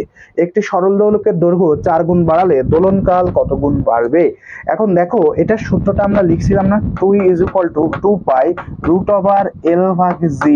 তো এখানে দেখো আমার টির সাথে এল এর যে সম্পর্ক সেটা কি? √L, √L। তাহলে কার্যকরী দৈর্ঘ্য, কোন সরল দোলকের দৈর্ঘ্য মানে কি? কার্যকরী দৈর্ঘ্য যদি 4 গুণ বাড়ালে দোলনকাল কত গুণ হবে? যাতে √L, তাহলে 4 গুণ হইলে কি হবে? 2 গুণ। কত গুণ হবে? 2 গুণ বাড়বে। কত গুণ হবে? 2 গুণ বাড়বে। সো দ্বিগুণ হবে, এটা কোথায় রয়েছে? গ নাম্বার অপশনে রয়েছে। তাহলে সঠিক উত্তর কি হবে? গ নাম্বারটা হয়ে যাচ্ছে সঠিক উত্তর। সূত্র আমরা আগেই পড়াই ফেলছি, সো এটা আশা করি যে তোমরা ইনশাল্লাহ পারবা। টি = 2 পাই √L ভাগ g, অর্থাৎ কার্যকরী দৈর্ঘ্যের বর্গমূলের সমান। অর্থাৎ আমার যদি কার্যকরী দৈর্ঘ্য দেওয়া থাকে আর যদি আমাকে বের করতে বলে পর্যায়কাল বা দোলনকাল বের করতে বলে, আমরা কি করব? রুট করে দিব। কি করব? রুট করে দিব। আর যদি আমার দোলনকাল দেওয়া থাকে, কার্যকরী দৈর্ঘ্য বের করতে বলে, সহজ সিস্টেম বর্গ করে দিব। কি করব? বর্গ করে দিব। সব জায়গায় তো আনসারের উত্তর ছিল লোহা। আচ্ছা, এটা এটা লিখে নাও, কোয়ার্টজ হবে এটা সঠিক উত্তর। সো এটা একটু লিখে নিও, আর যদি ভুল থাকে সেগুলো একটু ঠিক করে নিও। ঠিক আছে, এটা মোটামুটি বেশ কিছু জায়গাতে আসলে, ঠিক আছে, আমিও দেখছি ভুল আছে কিছু জায়গায়। তো সব মিলে আসলে আমিও অনেক জায়গায় খুঁজে খুঁজে কোয়ার্টজটা আসলে সঠিক উত্তর হিসেবে পাইছি। ওকে, একটু দিয়ে নাও। রেশাদ আরশাদ বলছে দ্বিগুণ হবে, থ্যাংক ইউ। সি বলছে আমিনা আক্তার খাতুন। ঈশিতা বলছে সি। জান বলছে সি। জিশান বলছে গ। সাদিয়া আফরিন বলছে সি। আফসানা মিম বলছে C. Thank you so much. চলো ভাইয়া পরের কোশ্চেনটা আমরা একটু দেখি, যেহেতু এটা মোটামুটি আমাদের হয়ে গিয়েছে। সো পরের যে কোশ্চেনটা আছে, শ্রেণীকক্ষের শব্দের তীব্রতা লেভেল কত? এই তীব্রতা শব্দ বা তরঙ্গ থেকে এই শব্দগুলো আসতে পারে, তরঙ্গ থেকে এটা আসবে। যেমন যদি বলা হয় যে স্বাভাবিক কথাবার্তা, স্বাভাবিক কথাবার্তা এটা কত? স্বাভাবিক কথাবার্তা যদি বলে সেটা হবে 60 ডেসিবেল। আর শ্রেণীকক্ষের শব্দ সেটা অবশ্যই একটু কম হয়। ঠিক আছে, সেটা একটু কম হয়। লাইব্রেরিতে তার থেকেও কম হয়। লাইব্রেরিতে কি হবে? লাইব্রেরিতে হবে হচ্ছে ভাইয়া 40 ডেসিবেল। লাইব্রেরির শব্দের তীব্রতা কত? 40 ডেসিবেল। ঠিক আছে, আর এই শব্দের শুরু হয় আছে 0 থেকে 120 পর্যন্ত। 120 ডেসিবেলকে বলা হয়েছে কানে বেদনার সৃষ্টিকারী শব্দ। কানে বেদনা সৃষ্টি করে, অর্থাৎ এরপরে শব্দ গেলে কান ফেটে রক্ত বের হয়। কানের বেদনা সৃষ্টিকারী শব্দ, বেদনা সৃষ্টি করে। ঠিক আছে, মনে রেখো এটা, সৃষ্টি করে। তো যেহেতু আমরা এখানে বলছি স্বাভাবিক আসছে কথাবার্তার পরে শ্রেণীকক্ষ বলছি, তো শ্রেণীকক্ষের যে শব্দ আছে সেই শব্দ সাধারণত আসছে কি? মাছের বাজারের মতো তো অবশ্যই হবে না। শ্রেণীকক্ষ কি থাকে? পিন পয়েন্ট, সাইলেন্ট বা একটু কম, তাই তো নাকি? তাহলে এটার উত্তর হবে 50 ডেসিবেল। সরাসরি মুখস্থ করার জিনিস। এবং বলে রাখি, এই যে শখটা আছে এই শখটা তোমরা একটু ভাই ভালো করে পড়বা, এটা থেকে তোমাদের পরীক্ষা ইনশাল্লাহ আসার মতো একটা পসিবিলিটি আছে। ওকে, আমেনা খাতুন বলছে বি, 50 ডেসিবেল। Thank you. আর যে কমেন্ট করবা একটু করো। আফসানা মিম 50 ডেসিবেল। তাহলে সঠিক উত্তরটা আমরা পেয়ে গিয়েছি। এটা উত্তরটা কি হবে? 50 ডেসিবেল। ঠিক আছে ভাইয়া, ইনশাল্লাহ এটা মুখস্থ করে ফেলবো। ওকে, এটা আমরা ইনশাল্লাহ মুখস্থ করে ফেলবো। চলো পরের কোশ্চেনটা একটু যাই। শব্দানুভূতির স্থায়ীকাল বা শ্রুতিরেশ কত? শ্রুতিরেশ কত? অর্থাৎ আমি একটা শব্দ শোনার পর আরেকটা শব্দ শুনতে গেলে একটা বিশ্রামের দরকার হয় বা একটা বিরতির দরকার হয়। যে সময়ের মধ্যে যদি আরেকটা শব্দ চলে আসে আমি কিন্তু শুনতে পাবো না। এই যে শুনতে পাবো না, এটাকে বলে শ্রুতিরেশ। এই শ্রুতিরেশটা আসলে কত একটু বলো তো দেখি। 1/10 সেকেন্ড, 1/20 সেকেন্ড, 1/30 সেকেন্ড, 1/40 সেকেন্ড, অর্থাৎ 1 সেকেন্ডের কত ভাগ একটু বলো তো।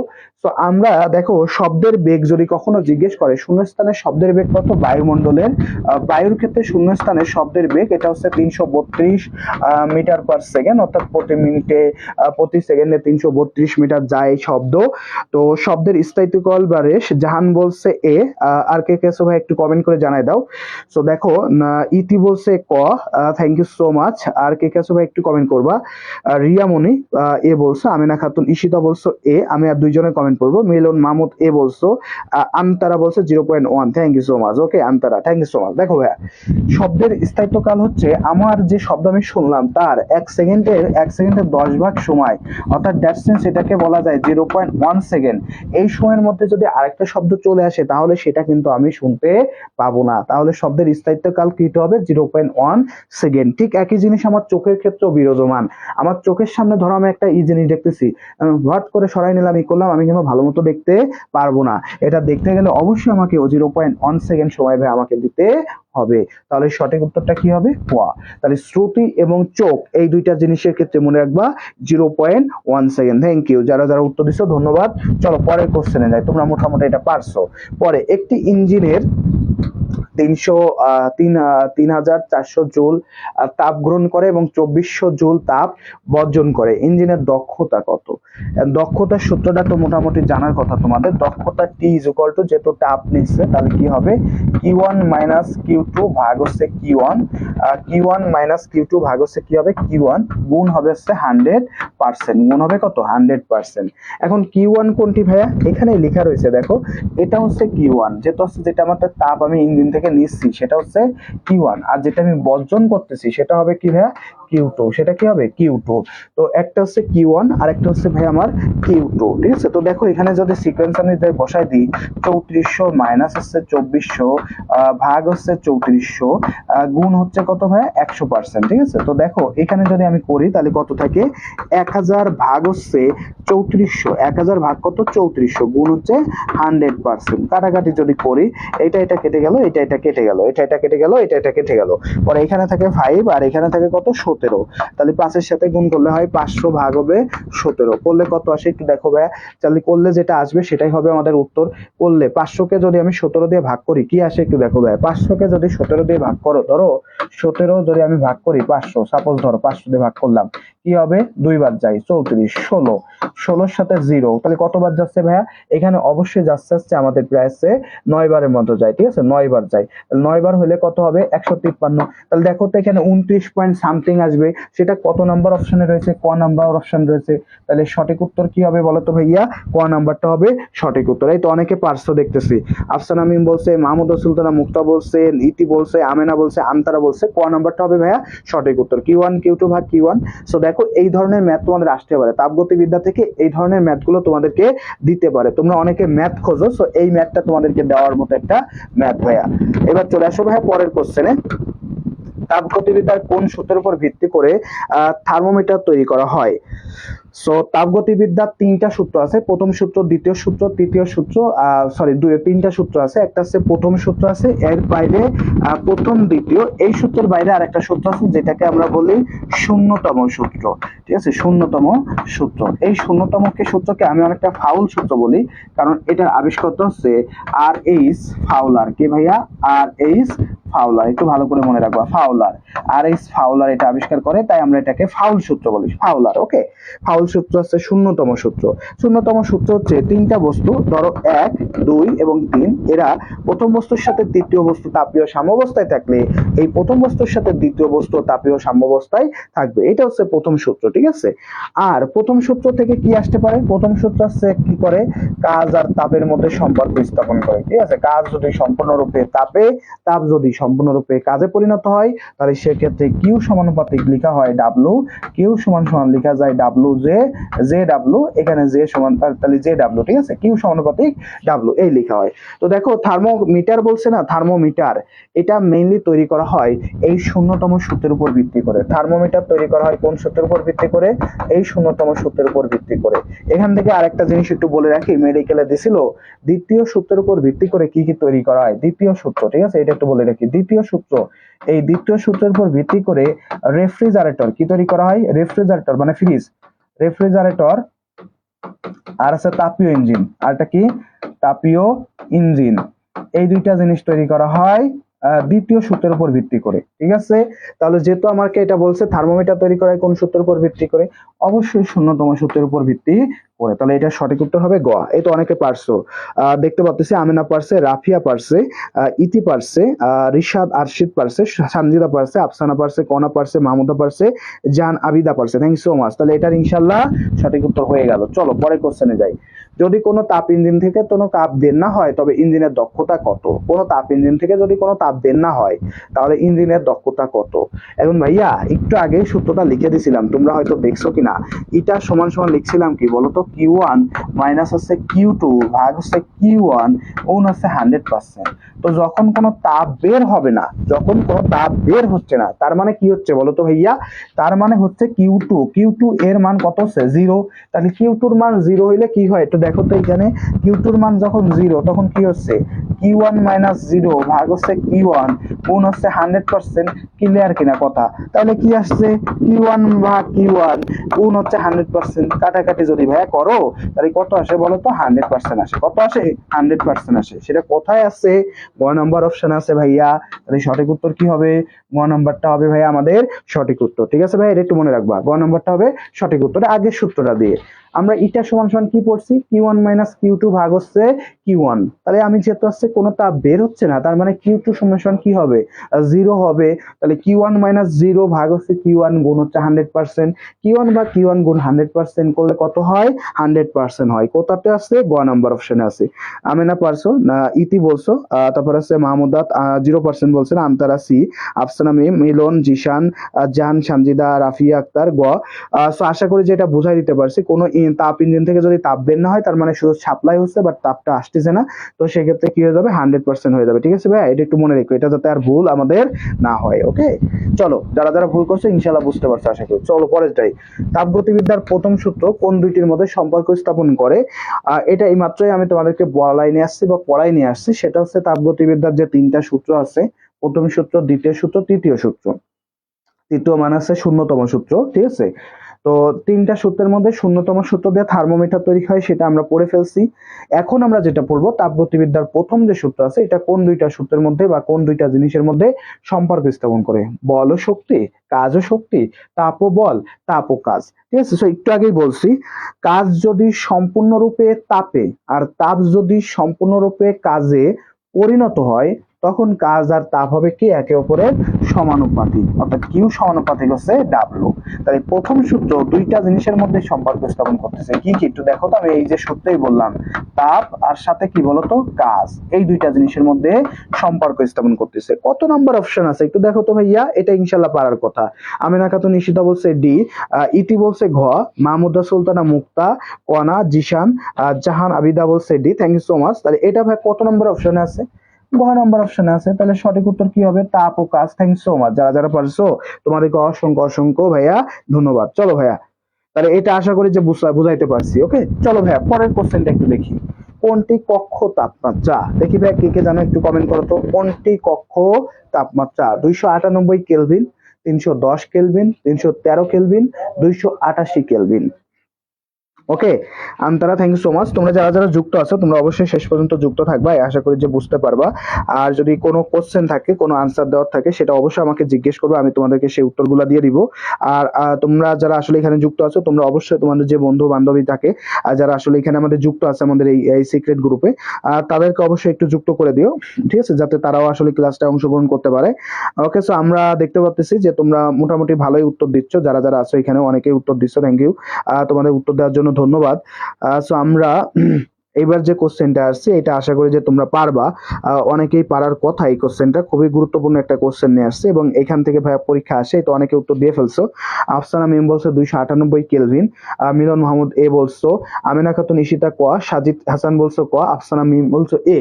দেখো দুইটা জিনিস আছে, একটা হচ্ছে এসটিপি আর একটা হচ্ছে এসএটিপি। ঠিক আছে, এই দুইটা জিনিস একটু পড়বা। এসটিপি এটাকে বলা হচ্ছে প্রমাণ তাপমাত্রা। ঠিক আছে, স্ট্যান্ডার্ড টেম্পারেচার এন্ড প্রেসার। এখানে টি সমান সমান হবে হচ্ছে 0 ডিগ্রি সেলসিয়াস অথবা 273 কেলভিন। ভালো করে মনে রাখবা, ঠিক আছে? কি বলছি এখানে ভাইয়া প্রেসার পি সমান সমান হবে আছে 760 মিলিমিটার এইচজি। আরো একটা আছে অপশনে, সেটা হচ্ছে ভাই এটাও আসতে পারে 101.325 কিলো প্যাসকেল, এটাও আসতে পারে কিলো প্যাসকেল, এটাও দিতে পারে। আবার দেখো আয়তনের ক্ষেত্রে যদি বলি ভি সমান সমান হবে 22.4 লিটার। আয়তন কত হবে? 22.4 লিটার। তো যেহেতু আমাকে কি বলছে আর এসএটিপি, এই জিনিসটাকে বলা হয়েছে কক্ষ। এটাকে কি বলা হয়? কক্ষ। এই কক্ষের ক্ষেত্রে যেটা পড়বা, কক্ষের ক্ষেত্রে ভাইয়া তাপমাত্রাটা হচ্ছে 25°C অথবা 298 কেলভিন। তাপমাত্রার পরে প্রেসার কত আসে? 100 কিলো প্যাসকেল। কি আসবে? 100 কিলো প্যাসকেল। আয়তন কত আসবে? 24.789 লিটার। 789 লিটার। তো যেহেতু আমাকে কি বলছে কক্ষ তাপমাত্রা কত, তোমরা মোটামুটি সবাই উত্তর দিয়ে ফেলছো। এই জিনিসটা একটু লিখে নেবা। এটা সঠিক উত্তর হবে হচ্ছে কত? 298 কেলভিন। সঠিক উত্তর কি হবে? 298 কেলভিন। তাহলে দেখো এসটিপি আর এসএটিপি থেকে তোমাদের কোশ্চেন আসতে পারে। সো এটা তোমরা অবশ্যই ভাই একটু ভালো করে ভাইয়া পড়ে ফেলবা। প্রমাণ তাপমাত্রায় টি সমান হবে 0°C বা 273 কেলভিন। পি হবে 760 মিলিমিটার এইচজি বা 101.325 কিলো প্যাসকেল। আয়তন হবে কত? 22.4। ওকে, এরপরে আসছে এসএটিপি। এটার ক্ষেত্রে কি হবে দেখো, এসএটিপির ক্ষেত্রে কি হবে? এসএটিপির ক্ষেত্রে হবে হচ্ছে ভাইয়া, এসএটিপির ক্ষেত্রে টি সমান হবে 25°C বা 298 কেলভিন। পি হবে 100 কিলো প্যাসকেল। আয়তন হবে 24.789 লিটার। ওকে, এটা একটু মনে রাখবা। তাহলে এটা সঠিক উত্তর। যেহেতু তাপমাত্রা বলছে, তাহলে কক্ষ তাপমাত্রা কত? 298 কেলভিন। কততে আছে দেখো ভাইয়া? ওকে, সো কততে আছে? ক নম্বর অপশন আছে। তো সেই হিসেবে তোমরা সঠিক উত্তরটা হবে কি? ক নম্বরটা হবে ভাই আমাদের সঠিক উত্তর। চলো পরের কোশ্চেনটায় যাই। ইলেকট্রোভোল্ট নিচের কিসের একক? ইলেকট্রন ভোল্ট এটা কিসের একক বলতো? ইলেকট্রন ভোল্ট, ঠিক আছে? ইলেকট্রন ভোল্ট বা ইভি এইভাবে লেখা হয়। এটা কিসের একক বলতো?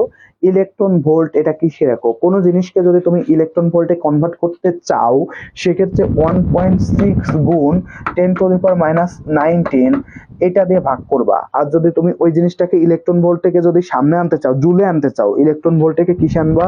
জুলে বা এভরিথিং কোনো কিছুতে আনতে চাও, তাহলে সেক্ষেত্রে কি করতে হবে? সেক্ষেত্রে জুলে আনতে গেলে গুণ করতে হবে। আর জুল থেকে যদি তুমি ইলেকট্রন ভোল্টে নিতে চাও, তাহলে ভাগ করতে হবে। তাহলে কি করতে হবে? ভাগ করতে হবে। তো দেখো, যেহেতু জুল আর ইলেকট্রন ভোল্টের মধ্যে কি সম্পর্কটা? কার? জুল আর ইলেকট্রন ভোল্টের মধ্যে। জুল কিসের একক বলতো ভাইয়া? জুল কিসের একক? তোমরা কি কি জানো বলতো? জুল, এখানে যেটা লিখছি জুল। আচ্ছা, 19-এর উত্তর দিছে ইতি দিছে ঘ। Thank you. আর কে আছে ভাইয়া? একটু উত্তর দিয়ে দাও তো দেখি, যে আছো ভাইয়া উত্তর দিয়ে দাও, যারা যারা আছো আমাদের সাথে। ওকে, রেশাদ আসরাত বলছে প্রাবল্য, মিলন মাহমুদ বলছে আধান। আর কে কে আছো ভাইয়া বলো তো? ওকে, থ্যাংক ইউ। যারা যারা আছো ভাইয়া উত্তর দাও। তোমরা অবশ্যই শেষ পর্যন্ত থাকা লাগবে ক্লাসটায়, আশা করি যে তোমাদের ভালো লাগবে। সো অবশ্যই শেষ পর্যন্ত থাকবে এবং সঠিক উত্তরটা জেনে যাও, তাহলে ইনশাল্লাহ তোমাদের জন্য পরীক্ষায় সহজ হবে ভাইয়া। তো জুল কিসের একক? দেখো তো ভাইয়া, জুল তো অবশ্যই কাজের একক, এর তো বলার আর অপেক্ষা রাখে না। তাহলে কাজের একক, যেহেতু একটা জিনিসকে তুমি ধরো যদি বলি যে রডকে যদি তুমি রড দিয়ে যদি সিমেন্টের কাজ করতে চাও, হবে না। সিমেন্ট দিয়ে যদি তুমি রডের কাজ করতে চাও, যেমন হবে না। তাহলে নিশ্চয়ই তোমার হচ্ছে ইভি আর জি, এ তো এমনি এমনি আসে না। এদের মধ্যে নিশ্চয়ই একটা রিলেশন আছে, সম্পর্ক আছে, ভালোবাসা আছে। এই জন্য এই সম্পর্কটা আসছে, তাই না? তাহলে এটা কি হবে বলতো? এটার উত্তর হবে ঘ, কাজের একক। কাজের একক হবে কি? ইলেকট্রন ভোল্ট হচ্ছে কাজের একক। ইলেকট্রন ভোল্টটা কি? কাজের একক। ওকে, কাজের একক হচ্ছে জুল। তাহলে জুল আর ইলেকট্রন ভোল্ট বলছি, তাহলে এটা কি হবে? কাজের একক হবে ভাইয়া। ইনশাল্লাহ পারবো তো? ইনশাল্লাহ এটা মনে থাকবে। ইলেকট্রন ভোল্ট কিসের একক? খুবই গুরুত্বপূর্ণ একটা কোশ্চেন। এটা কাজের একক। কিসের একক? কাজের একক। ঠিক আছে ভাইয়া, এটা ইনশাল্লাহ মনে থাকবে। ওকে, চলো পরের কোশ্চেনটায় যাই। একটি একটি স্থির তরঙ্গের পাশাপাশি দুটি সুস্পন্দন বিন্দুর মধ্যবর্তী দূরত্ব কত? একটা স্থির তরঙ্গের পাশাপাশি দুইটা বিন্দুর মধ্যবর্তী সুস্পন্দন বিন্দুর মধ্যবর্তী দূরত্ব কত? ল্যামডা, ল্যামডা ভাগ 2, ল্যামডা ভাগ 4, ল্যামডা ভাগ 8। বলতো ভাইয়া এটা কি হবে? ওকে, জুল কাজের একক। তাহলে জুল যেহেতু কাজের একক, অবশ্যই ইলেকট্রন ভোল্টও কাজের একক হবে। তাহলে দেখো, একটা স্থির তরঙ্গের, তো ধরো আমি এটা একটা তরঙ্গ হিসেব করে নিচ্ছি, তো তার আছে দুইটা সুস্পন্দন বিন্দু, এটাকে সুস্পন্দন ধরি, এটাকে নিস্পন্দন ধরি। তাহলে এই একটা বিন্দু আছে আর এই একটা বিন্দু আছে। এই দুইটা বিন্দুর মধ্যে আমাকে কোশ্চেন করছে, এই যে দুইটা বিন্দু আমি এখানে লিখেছি বা দেখাচ্ছি তোমাকে, একটা বিন্দু ধরো একটা বিন্দু আর একটা বিন্দু, এদের মধ্যবর্তী দূরত্ব কত একটু বলো তো? পাশাপাশি দুইটা সুস্পন্দন বা নিস্পন্দন বিন্দুর মধ্যবর্তী দূরত্ব কত? যে যে জানো ভাই একটু কমেন্ট করে জানাই দাও তো, পাশাপাশি দুইটা সুস্পন্দন বা নিস্পন্দন বিন্দুর মধ্যবর্তী দূরত্ব কত? ওকে, ইতি বলছে খ। আর কে কে আছো ভাইয়া একটু কমেন্ট করবা, এটা সহজে মুখস্থ করবা। পাশাপাশি দুইটি স্থির তরঙ্গের পাশাপাশি দুইটি সুস্পন্দন বা নিস্পন্দন এই বিন্দুর মধ্যবর্তী দূরত্ব কত? আমিনা খাতুন ঈশিতা বলছে খ, থ্যাংক ইউ। জিশান বলছে খ, থ্যাংক ইউ সো মাচ। জিশানকে ধন্যবাদ। আর কে আছো, আর যারা আছো আমার ভাইয়া এবং আপু, তোমরা যারা আমাদের সাথে যুক্ত আছো, তোমরা অবশ্যই উত্তরগুলা দিয়ে দাও, আমরা তোমাদের থেকে উত্তরগুলো আশা করতেছি। ওকে ভাইয়া, কে আছো ভাইয়া একটু উত্তর দাও দেখি কে কে পারো। তো দেখো, পাশাপাশি দুইটি সুস্পন্দন বা পাশাপাশি দুইটি নিস্পন্দন বিন্দুর মধ্যবর্তী দূরত্ব হচ্ছে ল্যামডা ভাগ 2। ভালো করে মনে মুখস্থ করবা, এটা কি হবে? ল্যামডা ভাগ 2 হবে। কে জাহান আবিদা বলছে, মিলন বলছে, মাহমুদা বলছে, থ্যাংক ইউ সো মাচ। তাহলে এটা সঠিক উত্তর কি হবে? ল্যামডা ভাগ 2 হবে। ওকে, এটা ভালো করে একটু মনে রাখবা, ল্যামডা ভাগ 2। ঠিক আছে ভাইয়া, এটা একটু সুন্দর করে মনে রাখবা। পাশাপাশি দুইটা সুস্পন্দন বা নিস্পন্দন যেটাই বলুক, উত্তর হবে ল্যামডা ভাগ 2। কি হবে? ল্যামডা ভাগ 2 হবে। ওকে, থ্যাংক ইউ সো মাচ। চলো পরের কোশ্চেনটা আমরা একটু দেখি ভাইয়া কি আছে। তেজস্ক্রিয়তার এসআই একক কি? তেজস্ক্রিয়তা এর এসআই একক কি বলো তো? কি হবে? কুরি, ব্যাকরেল, হেনরি আর সে অ্যাম্পিয়ার। তেজস্ক্রিয়তা এটা আসলে আবিষ্কার করছে কি? তেজস্ক্রিয়তা এটা আসলে আবিষ্কার করছে কি? তেজস্ক্রিয়তা সর্বপ্রথম আবিষ্কার করেন হচ্ছে হেনরি ব্যাকরেল। কে আবিষ্কার করে? হেনরি ব্যাকরেল আবিষ্কার করছে। ঠিক আছে, এটা মনে রাখবো, ব্যাকরেল। আর তেজস্ক্রিয়তার ক্ষেত্রে আরেকজন ব্যক্তি মাদাম কুরি আর পিয়ারে কুরি, এই দুইজন ব্যক্তি খুব গুরুত্বপূর্ণ ভূমিকা রাখছে। আর তেজস্ক্রিয় মৌল কাদের বলা হয়? যাদের পারমাণবিক সংখ্যা বা ধরো যে পারমাণবিক সংখ্যা বলতে কি, ধরো যে ইলেকট্রন সংখ্যা বা পারমাণবিক সংখ্যা যদি বলি, পারমাণবিক সংখ্যা হচ্ছে 82-র বেশি। পারমাণবিক সংখ্যা কত হবে? 82 প্লাস। তাদেরকে বলা হয়েছে, তারা সবাই হচ্ছে 82-র বেশি। বিসমাথ থেকে শুরু, এরা সব হচ্ছে তেজস্ক্রিয় মৌল। এরা সব কি হবে?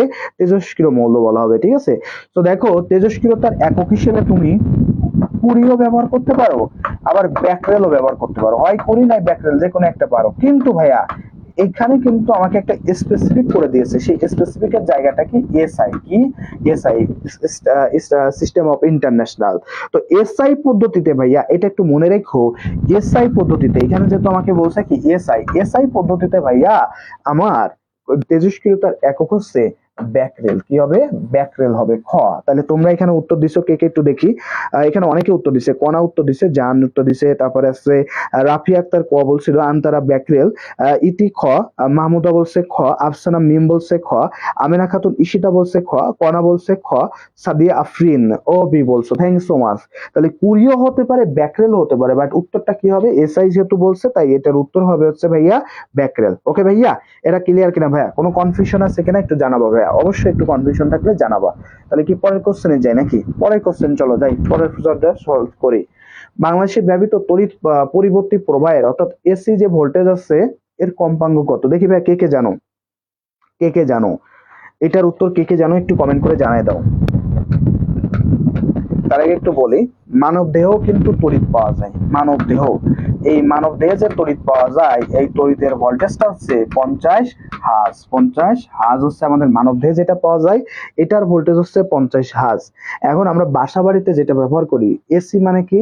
অল্টারনেটিভ কারেন্ট, যেটা আছে দিক পরিবর্তিত, এদিকে যায় ওইদিকে যায়। ধরো একটা কারেন্ট যদি সোজা শুধু একটা লাইন বরাবর যায়, এই কারেন্টটাকে বলে আছে ডিসি কারেন্ট বা ডিরেক্ট কারেন্ট। ঠিক আছে, আরেকটা কারেন্ট ধরো এখানে গেছে, এইদিকে যাচ্ছে, এইদিকে যাচ্ছে, এইদিকে যাচ্ছে, এইদিকে যাচ্ছে, এইদিকে যাচ্ছে, এইভাবে যদি ঘুরতে থাকে, তাহলে সেটাকে বলা হয় এসি কারেন্ট। ঠিক আছে, বাসা বাড়িতে সাধারণত এসি কারেন্ট ব্যবহার করা হয়।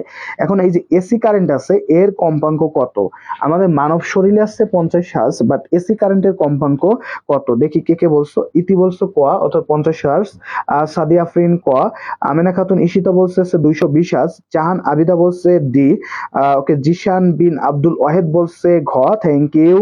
আর কে আছো ভাইয়া কমেন্ট করো, যারা যারা আছো একটু যুক্ত আছো, অনেকেই কমেন্ট করছো না, সো সবাই একটু কমেন্ট করে ভাই একটু জানাই দিবা। যারা যারা এখানে প্রায় আমি দেখতে পাচ্ছি প্রায় 20 জনের মতো যুক্ত আছো, সো 20 জন না হলে অন্তত 15-20 জন যারা যুক্ত আছো, তোমরা সবাই যদি কমেন্ট করো, তাহলে তোমাদের যে উত্তরটা আছে, ভুল উত্তরটা তোমরা সংশোধন করতে পারবা। ঠিক আছে ভাইয়া, 220 ভাজ। আর কে আছো ভাইয়া? ঠিক আছে, থ্যাংক ইউ। ওকে, সো তাহলে উত্তরটা দিয়ে দিই এখন। দেখো এটা বাসা বাড়িতে যে বিদ্যুৎ আছে তার যে ভোল্টেজ হবে সেটা হবে আছে বা সেটার হার্জটা হবে আছে 220 হার্জ। আমাদের শরীরে আছে 50 হার্জ, বাট বাসা বাড়িতে সেটা কত হবে 220 হার্জ। ঠিক আছে ভাইয়া। কিন্তু যদি তুমি কারেন্টে শক খাও, কি হবে? শক খাও, সেক্ষেত্রে এসি কারেন্ট এই 220 ভোল্টটা তুমি ফিল করবা 311 ভোল্ট হিসেবে ফিল করবা। কত ভোল্ট হিসেবে ফিল করবা? 311 ভোল্ট হিসেবে ফিল করবা। তুমি এসি কারেন্টে যদি শক খাও, বাসা বাড়িতে যদি তুমি ধরো শক খেয়ে গেছো, শক খাইলে কি হবে? আর দেখছো না এরকম, দেখছো ড্যান্সিং করতে থাকে, একটু দেখবো কারেন্টে ধরে বলে ড্যান্সিং করতেছে, এরকম কাঁপাকাঁপি করতে থাকে। এই যে ড্যান্সিং যদি করো, সেখানে তুমি শক খাবা কত? 311 ভোল্ট খাবা। ঠিক আছে ভাইয়া? তাহলে বাসা বাড়িতে শক খাওয়া যাবে না। ঠিক আছে, আবার ভুল করেও যাও না। ওকে, চলো ভাইয়া পরের কোশ্চেনে যাই। পারমাণবিক বোমা তৈরিতে কোন পদ্ধতি ব্যবহার করা হয়? ফিউশন পদ্ধতি, ফিশন, আবেশ এবং সংশ্লেষণ। তো দেখো, পারমাণবিক উত্তরটা দাও ভাইয়া। পারমাণবিক যে বোমা আছে বা পরমাণুর বিক্রিয়া, পরমাণুর বিক্রিয়া হচ্ছে মূলত দুই ধরনের হয়ে থাকে। একটা হচ্ছে ফিউশন, এক নম্বর হচ্ছে ফিউশন, ঠিক আছে, আর একটা হচ্ছে ফিশন। ফিশন, ঠিক আছে, দুইটা, একটা হচ্ছে ফিউশন আর একটা হচ্ছে ফিশন। ফিউশনটা কি হয় জানো? ফিউশনটা হচ্ছে ছোট ছোট নিউক্লিয়াস যেগুলো থাকে সেইগুলোকে জোড়া লাগায়ে বড় নিউক্লিয়াস তৈরি করা হয়।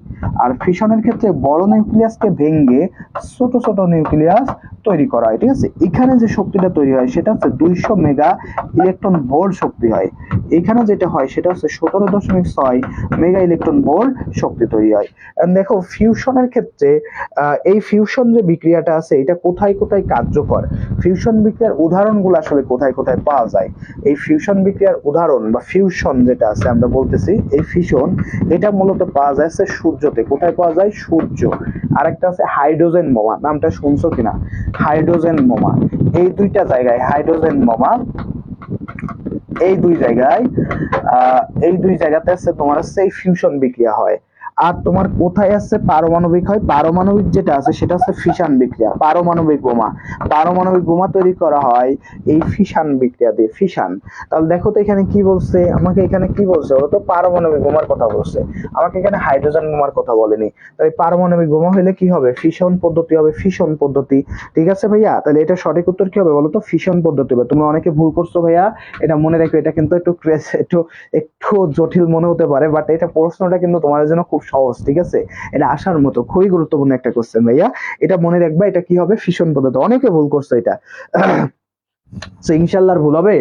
ইনশাল্লাহ আমাদের আর জন্য এটা আর ভুল না হয়। ফিশন আর ফিশন নিয়ে আমাদের কোনো কনফিউশন ইনশাল্লাহ থাকবে না। পরীক্ষার হলে এটা নিয়ে কোনো কনফিউশন ইনশাল্লাহ রাখা যাবে না। বড় শব্দ ছোট ছোটকে বানাই বড়, আর ছোট তিনটা নিয়ে গঠিত, বড়টাকে বানাই ছোট। ঠিক আছে ভাইয়া, এটা হবে সি। সি নাম্বারটা হবে ভাইয়া, ফিশনটা হবে সঠিক উত্তর। ঠিক আছে ভাইয়া, চলো ভাইয়া পরের কোশ্চেনটা একটু চলে যাবে। স্কেলার গুণনের ক্ষেত্রে নিচের কোনটি সঠিক নয়? স্কেলার গুণন, তো দেখো ভেক্টর গুণনে আর স্কেলার গুণন বলে দুইটা শব্দ আছে।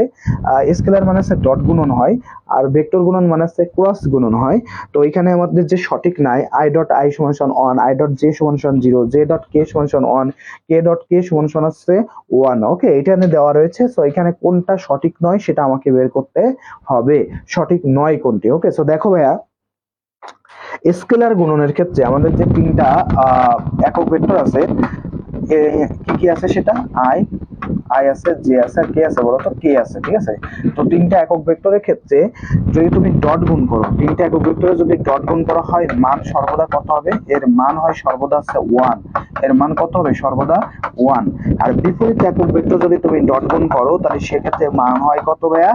0। কথাটা একটু মনে রাখতে হবে। I dot K, K dot I, বা যেটাই বলো না কেন, সেক্ষেত্রে মানটা কি হবে ভাইয়া? সেক্ষেত্রে মানটা হবে হচ্ছে ভাইয়া 0। মনে রাখবো এটা। সেক্ষেত্রে মানটা কত হবে? 0। এখন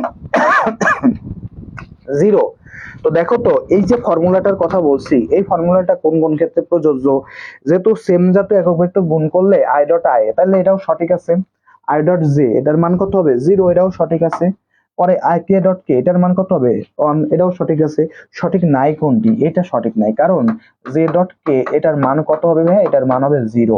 তাহলে এটা সঠিক উত্তর হবে, যেহেতু সঠিক নয় বলছে তাই সঠিক উত্তর হবে কি বলতো, গ নাম্বারটা হবে সঠিক উত্তর। গ, গ হয়ে যাবে সঠিক উত্তর। আই ডট জে 0, এটা ঠিক আছে ভাইয়া, এটা ঠিক আছে, কিন্তু সঠিক নাই কোনটি, জে ডট কে এটার মান 1, বাট এখানে কি লিখছি আমি, জে ডট কে এর মান কি লিখছি একটু দেখো তো, 0 লিখছি, 0। তাহলে সঠিক উত্তরটা কি হয়ে যাবে বলতো, সঠিক উত্তরটা হয়ে যাবে হচ্ছে গ।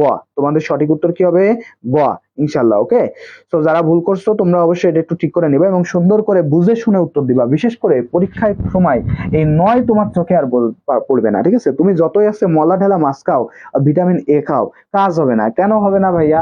আরে ভাই ভুলে গেছি কেন, কারণ তুমি তো এটা দেখবাই না উত্তেজনার ঠেলায় যে আরে এটা পারি, তো ভাইয়া তো বলছিল এটা পারি, এখন পারতে যায় দেখবা যে নয় তুমি ভুলে গেছো, তুমি ভাববা কি যে সঠিক কোনটা। এখন সেই কেন তো দেখতেছো আরে আল্লাহ, এখন তো 3টা প্রশ্ন নেই সঠিক, এই মনে হয় প্রশ্নকর্তা ভুল করছে, বাট প্রশ্নকর্তা কিন্তু ভুল করে নাই, সেইখানে কি জড়াই দিছে, নয়। ওকে, সঠিক উত্তর হবে গ নাম্বার। চলো ভাইয়া পরের কোশ্চেনটা দেখি। সময়ের ব্যবধান শূন্যের কাছাকাছি হলে বস্তুর সরণের হারকে কি বলা হয়? সময়ের ব্যবধান যদি শূন্যের কাছাকাছি হয় তাহলে বস্তুর সরণের হারকে কি বলা হয়? একটু বলো তো ভাই, এটার সঠিক উত্তরটা কি হবে? সময়ের ব্যবধান যদি শূন্যের কাছাকাছি হয় বস্তুর সরণের হারকে কি বলা হয়? সময়ের ব্যবধান শূন্যের কাছাকাছি হলে বস্তুর সরণের হারকে কি বলা হয়? তো আমি একটু তোমাদেরকে একটু কনসেপ্ট দিই। সরণ, আর আছে বেগ, আর একটা আছে ত্বরণ। এই 3টা জিনিস একে অপরের সাথে রিলেটেড। সরণ মানে হচ্ছে দূরত্ব ভাগ আছে সময়, বা দ্রুতি ভাগ সময়, যেটাই বলো, দূরত্ব ভাগ সময়। বেগ মানে হচ্ছে সরণ ভাগ সময়, সরণ ভাগ হচ্ছে সময়। আর ত্বরণ মানে হচ্ছে বেগ ভাগ কি হবে, সময়, বেগ ভাগ সময়। তো দেখো আমাদের যেটা উত্তরটা আসবে সেটা হচ্ছে সময়ের ব্যবধান যদি শূন্যের কাছাকাছি হয়, তাহলে সময়ের ব্যবধান শূন্যের কাছাকাছি এই শব্দটাই যদি তুমি পাও, সাথে সাথে সেটা হয়ে যাচ্ছে তাৎক্ষণিক। কি আসে, তাৎক্ষণিক আসে, ঠিক আছে, তাৎক্ষণিক। এখন সময়ের ব্যবধান শূন্যের কাছাকাছি সরণের হারকে, তাহলে সরণের হার এটা কি আসতেছে, বেগ, তাহলে সেটা কি হয়ে যাবে, তাৎক্ষণিক বেগ হয়ে যাবে। এটা কি হয়ে যাবে, তাৎক্ষণিক বেগ হয়ে যাবে। অনেকে উত্তর দিছো ভাইয়া, থ্যাংক ইউ। এটা উত্তর হয়ে যাবে তাৎক্ষণিক বেগ। এটা সঠিক উত্তর কি হয়ে যায়, তাৎক্ষণিক বেগ হয়। এখানে উত্তর দিছো আছে ইতি উত্তর দিছো গ, মাহমুদা বি, জিশান বলছো খ, সঞ্জিদা খানম, অন্তরা বলছো গ, ওকে, ইতি খ বলছে, মুক্তা বি বলছে। Okay, thank you Sanjida Khanam, thank you so much যারা যারা উত্তর দিছো ভাইয়া। আর যারা আছে মিলন মাহমুদ বলছে বি, থ্যাংক ইউ ভাইয়া যুক্ত হওয়ার জন্য এবং সুন্দর করে উত্তর দেওয়ার জন্য। জাহান আবিদা বি। আর কে আছো ভাইয়া কমেন্ট করে জানাই দাও তো, দেখি কে কে আছো ভাইয়া, একটু কমেন্ট করবা। তাহলে এটা সঠিক উত্তর কি হবে ভাইয়া, খ নাম্বারটা হবে সঠিক উত্তর। সবাই মোটামুটি পারো, এটা তাৎক্ষণিক বেগ হবে। ঠিক একইভাবে যদি বলে সময়ের ব্যবধান শূন্যের কাছাকাছি হলে বস্তুর বেগের পরিবর্তনের হারকে কি বলে, তাৎক্ষণিক ত্বরণ। এবং এটা থেকে তোমাদের পরীক্ষায় কিন্তু ভাই একবার আসছে। তাহলে ভাইয়া এই যে 25টা আমরা শেষ করছি, এখনো পর্যন্ত আমরা 25টা এমসিকিউ যে সলভ করলাম বা টপিক গুলো আমরা পড়লাম, এই টপিকটা বা এমসিকিউ গুলা ইনশাল্লাহ তোমরা বুঝছো কিনা ভাইয়া, বুঝতে পারছো কিনা একটু জানাবা। বুঝতে পারছেন কিনা আপনারা, বুঝতে পারছো কিনা বলো তো, পারছো কিনা একটু বলো তো ভাইয়া, বুঝতে পারছো কিনা একটু বলো তো ভাইয়া, কি বুঝতে পারছো কিনা? তাহলে আমরা পরবর্তীতে সামনে যাব। তোমাদের কোনো কোশ্চেন আছে কিনা সেটা আমাকে একটু বলো ভাইয়া। তাৎক্ষণিক বেগ, থ্যাংক ইউ সো মাচ। যারা যারা বুঝতে পারছো একটু জানাবা, আর কোনো কোশ্চেন আছে কিনা সেটাও আমাকে একটু জানাবা ভাইয়া। তাহলে আমরা পরবর্তী যে প্রশ্ন আছে সেদিকে ভাইয়া যাবো। ওকে, তো একটু দ্রুত ভাইয়া জানাই দাও তো। থ্যাংক ইউ সো মাচ যারা যারা উত্তর দিছো, ধন্যবাদ তোমাদের সবাইকে। তো সময়ের ব্যবধান শূন্যের কাছাকাছি এটা তো বুঝে গেলাম। বলো তো এটা তোমরা ইনশাল্লাহ বুঝতে পারছো কিনা, যদি বুঝতে পারো তাহলে আমরা পরবর্তী টপিকটায় চলে যাব, ঠিক আছে ভাই? এটা বুঝতে পারছো কিনা, 25টা পর্যন্ত এমসিকিউ তোমাদের কোনো সমস্যা আছে কিনা আমাকে একটু জানাবা। Thank you so much. Afsana Mim বলছে বুঝছি, বুঝতে পারছি, থ্যাংক ইউ। জিশান বুঝছি আলহামদুলিল্লাহ, থ্যাংক ইউ সো মাচ ভাইয়া। চলো তাহলে আমরা পরবর্তীতে, জাহান আবিদা বলছে বুঝতে পারছি, থ্যাংক ইউ সো মাচ। তারপর আরো যারা যারা যুক্ত আছো, সানজিদা খানম, অন্তরা বুঝছি, ওকে ওকে ওকে ওকে। আমেনা আক্তার খাতুন ঈশিতা বলছে জি clear, thank you so much ভাইয়া এবং আপু তোমাদেরকে অসংখ্য ধন্যবাদ, থ্যাংক ইউ। এবার দেখো কোশ্চেনটা হচ্ছে এবার, 10 কেজি ভরের একটি বস্তু 10 মিটার/সেকেন্ড বেগে চললে ভরবেগের পরিবর্তন কত? ভরবেগের পরিবর্তন কত? তো একটা বস্তু 10 কেজি ভর এবং তার বেগ দেওয়া রয়েছে, এখন আমাকে ভরবেগ বের করতে হবে। আর ভরবেগের সূত্রটা তো তোমরা সবাই জানো, এম ভি। এম মানে কি, ভর, ভি মানে কি, বেগ। সহজ হিসাব ভাই, এম আর ভি, তাই তো? এখানে এম মানে কি 10 কেজি, আর ভি মানে কি ওই যে 12, তাহলে 10 × 12 কত হয় দেখো তো, 10 × 12 করলে হয় 120 কেজি মিটার পার সেকেন্ড। এখন 120 কেজি মিটার পার সেকেন্ড কোথায় রয়েছে ভাইয়া অপশনটা? এই অপশনটা আছে কোথায়? এটা আছে ঘ নাম্বার অপশন। তাহলে সঠিক উত্তরটা কি হয়ে যাবে? ঘ নাম্বারটা হয়ে যাবে সঠিক উত্তর। কি হয়ে যাবে? ঘ নাম্বারটা হয়ে যাবে সঠিক উত্তর। তাহলে এটার উত্তর কি হয়ে যাবে? 120। ঠিক আছে, মিলন পারছো, আন্তরা পারছো, আর যারা যারা আছো কমেন্ট করো। জিশান ঘ বলছো, থ্যাংক ইউ সো মাচ। 120 হয়ে গেছে। আফসানা মিম ডি, ওকে। আর কে আছো ভাইয়া? আমিনা খাতুন ঈশিতা বলছো 120। ঠিক আছে, ইতি বলছো ঘ, কণা বলছো D. Thank you so much যারা যারা যুক্ত হয়েছে এবং সুন্দর করে সঠিক উত্তরটা ভাইয়া দিয়েছো, তোমাদেরকে অসংখ্য অসংখ্য ভাইয়া ধন্যবাদ। চলো পরের কোশ্চেনটা দেখি। এক আলোকবর্ষ সমান সমান কত? এই এক আলোকবর্ষ এটা সমান সমান কত বলো তো? এক আলোকবর্ষ এটা সমান সমান কত? এক আলোকবর্ষ অর্থাৎ আলো এক বছরে, আলোর বেগ তো সেটা আমরা পড়ছিলাম 3 × 10⁸ metre per second square, metre per second, তাই পড়ছিলাম না? এখন বলছে কি এক আলোকবর্ষ বা এক লাইট ইয়ার এটা সমান সমান কত?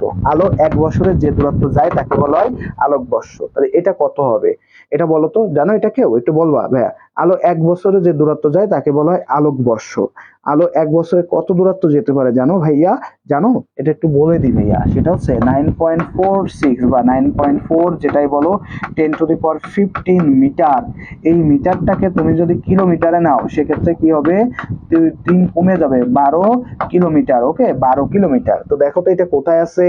12 আছে কোথায়? ক নাম্বার অপশন আছে 12। মিলন বলছে এ, ইতি বলছো ক, আর কে কে আছো ভাইয়া কমেন্ট করে একটু জানাই দাও তো। ওকে, ইতি বলছো ক, তারপরে আফসানা মিম বলছে এ। আমরা আর দুইটা কমেন্ট পড়বো। রিশাদ আরশিদ বলছে গ। গ না ভাইয়া, গ আছে 15। 15 হইলে হবে হচ্ছে মিটার। 15 হইলে কি হবে? মিটার। সো তাইলে এটা কি হবে? এটা হবে হচ্ছে এ নাম্বারটা হবে হচ্ছে আমাদের সঠিক উত্তর। ঠিক আছে, এ নাম্বারটা আমাদের ভাইয়া সঠিক উত্তর। ওকে, রিয়ামণি বলছো থ্যাংক ইউ।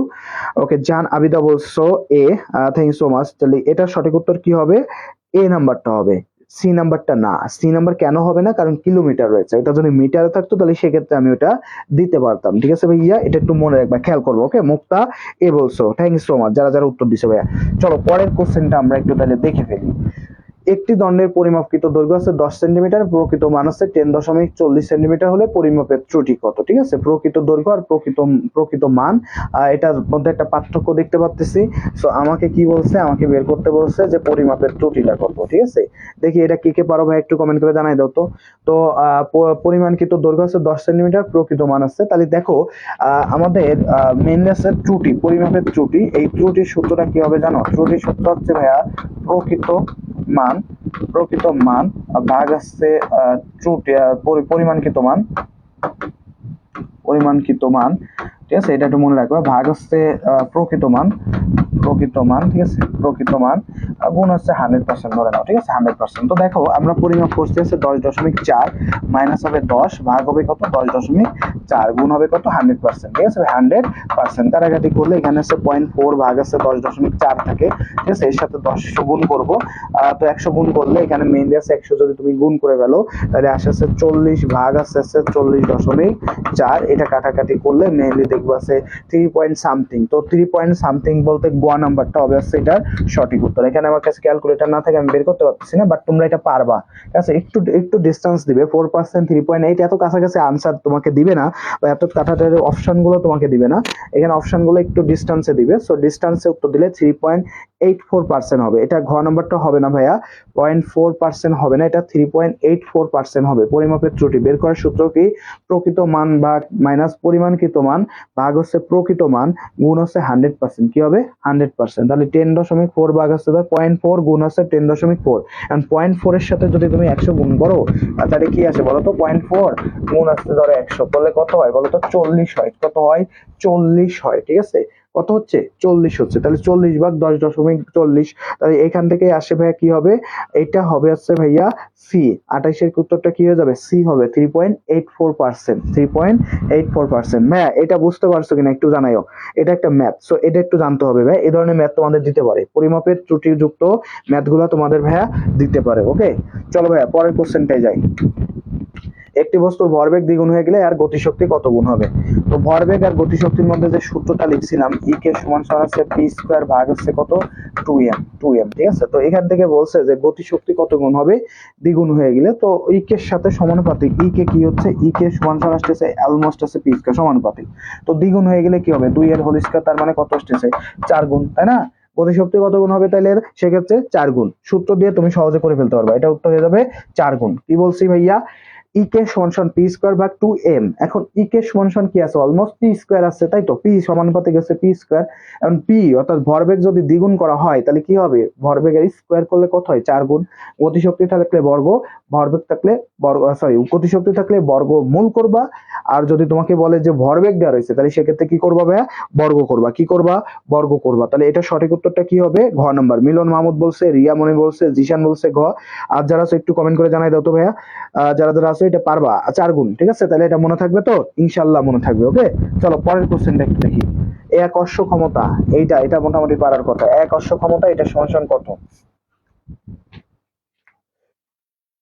এক অশ্ব ক্ষমতা, এক হর্স পাওয়ার, 1 হর্স পাওয়ার, এটা সমান সমান কত বলো তো, 1 হর্স পাওয়ার এটা সমান সমান কত।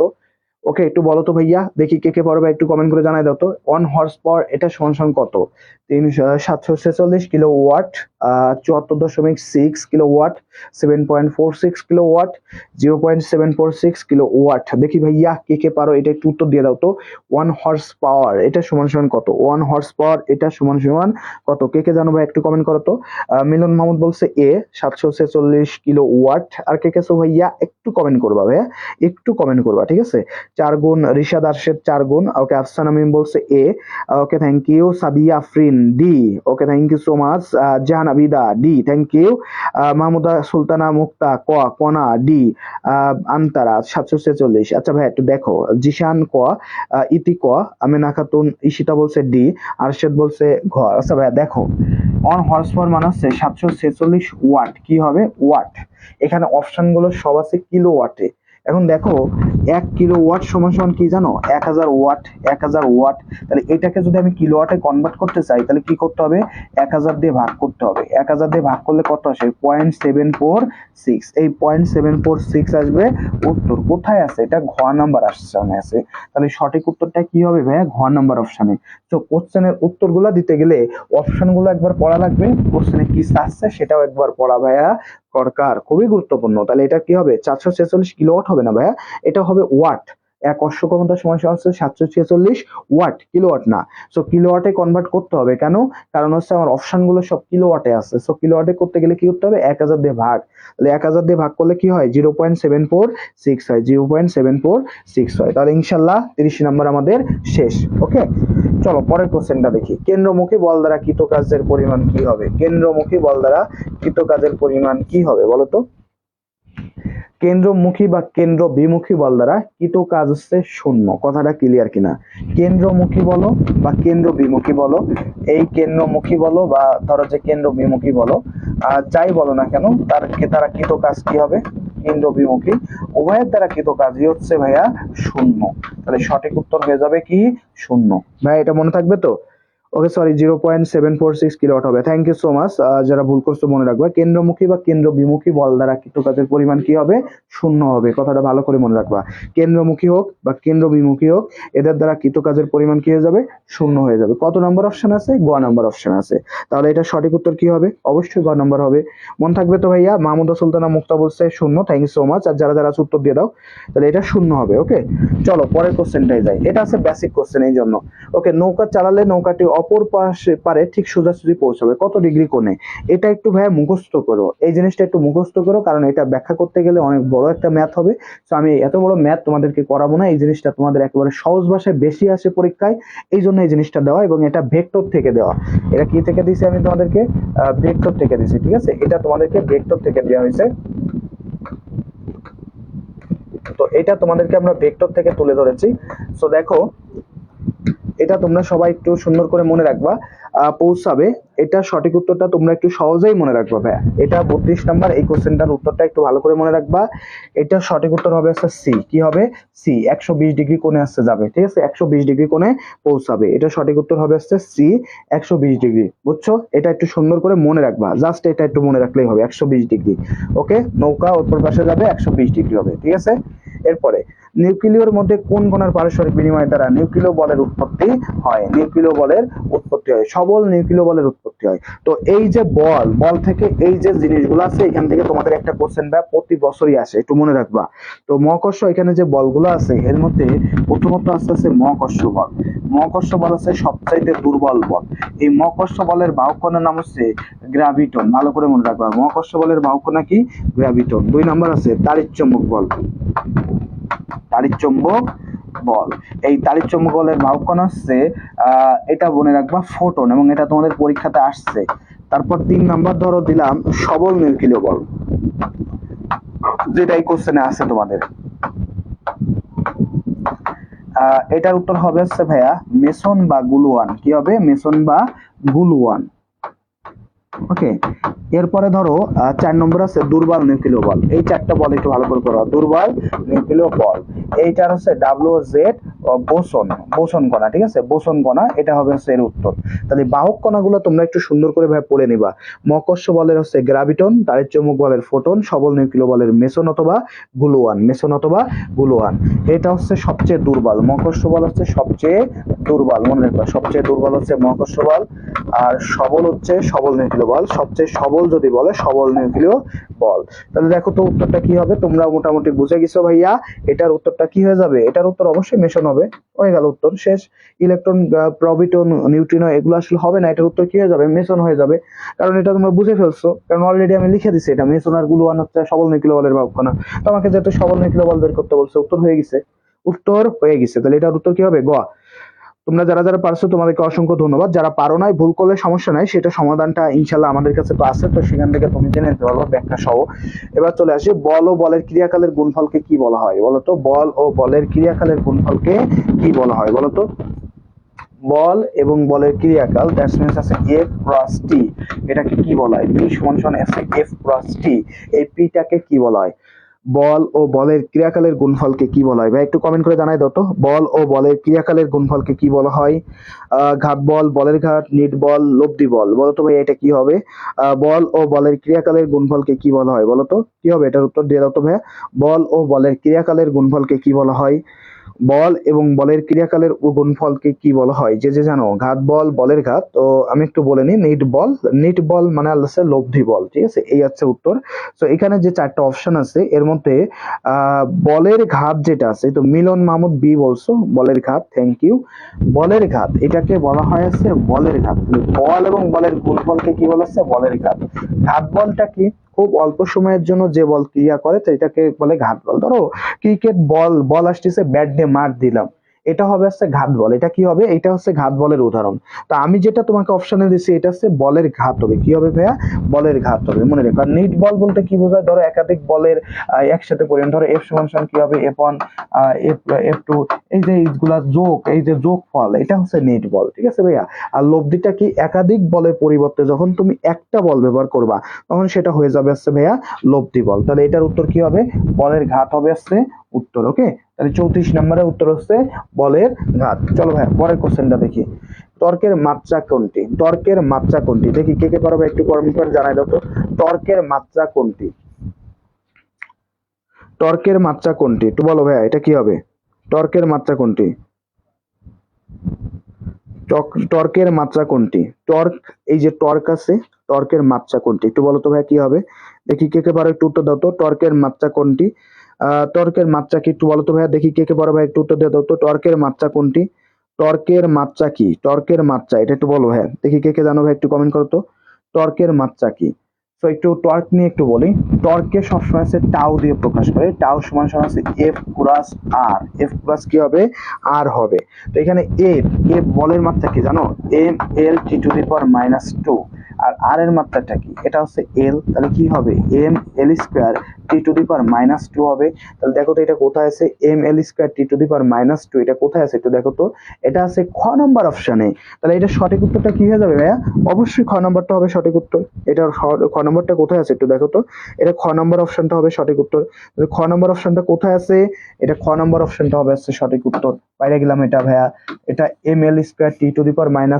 টর্ক মানে কি? টর্ক মানে হচ্ছে বল এবং এর ব্যাসার্ধ ভেক্টরের যে গুণফল সেটাকে বলে টর্ক। টর্ক সমান সমান F ক্রস R mL²T⁻² হবে। এটা কি হবে? mL²T⁻²। এটার অপশন কত আছে? খ নম্বর অপশন আছে। তাহলে উত্তর কি হবে? খ হয়ে যাবে সঠিক উত্তর। চলো পরের কোশ্চেনে যাই। 1 মাইল এবং 1 কিলোমিটারের মধ্যে পার্থক্য কত? এটা একটু বলে দিই।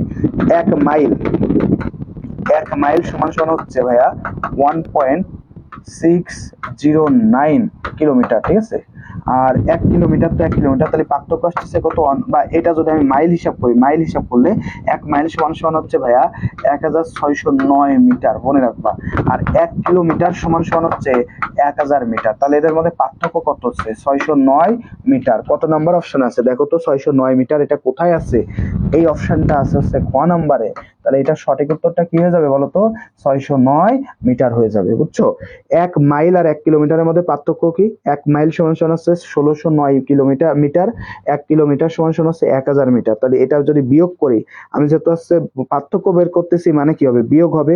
তাহলে যদি তুমি বিয়োগ করো তাহলে সেক্ষেত্রে কি আসতেছে দেখো তো, সেক্ষেত্রে আসতেছে কত উত্তর, সেক্ষেত্রে আসবে হচ্ছে ঘ নাম্বারটা আসবে উত্তর। কত নাম্বার আসবে, ঘ নাম্বারটা হবে আমাদের উত্তর, মনে রাখবে এটা, ঠিক আছে ভাই, এটা একটু মনে রাখবে, এটা পরীক্ষা আসে। ঘ নাম্বারটা হবে কি আমাদের উত্তর। জাস্ট এই কথাটা, আমার যে কথাটা আছে সেই কথাটা একটু সুন্দর করে ভাইয়া মনে রাখলেই হবে। তাহলে ঘ নাম্বারটা হচ্ছে আমাদের এটার সঠিক উত্তর হচ্ছে ঘ, ঠিক আছে ভাই, এটা একটু মনে রাখবে। ওকে, চলো পরের কোশ্চেনটা একটু দেখি।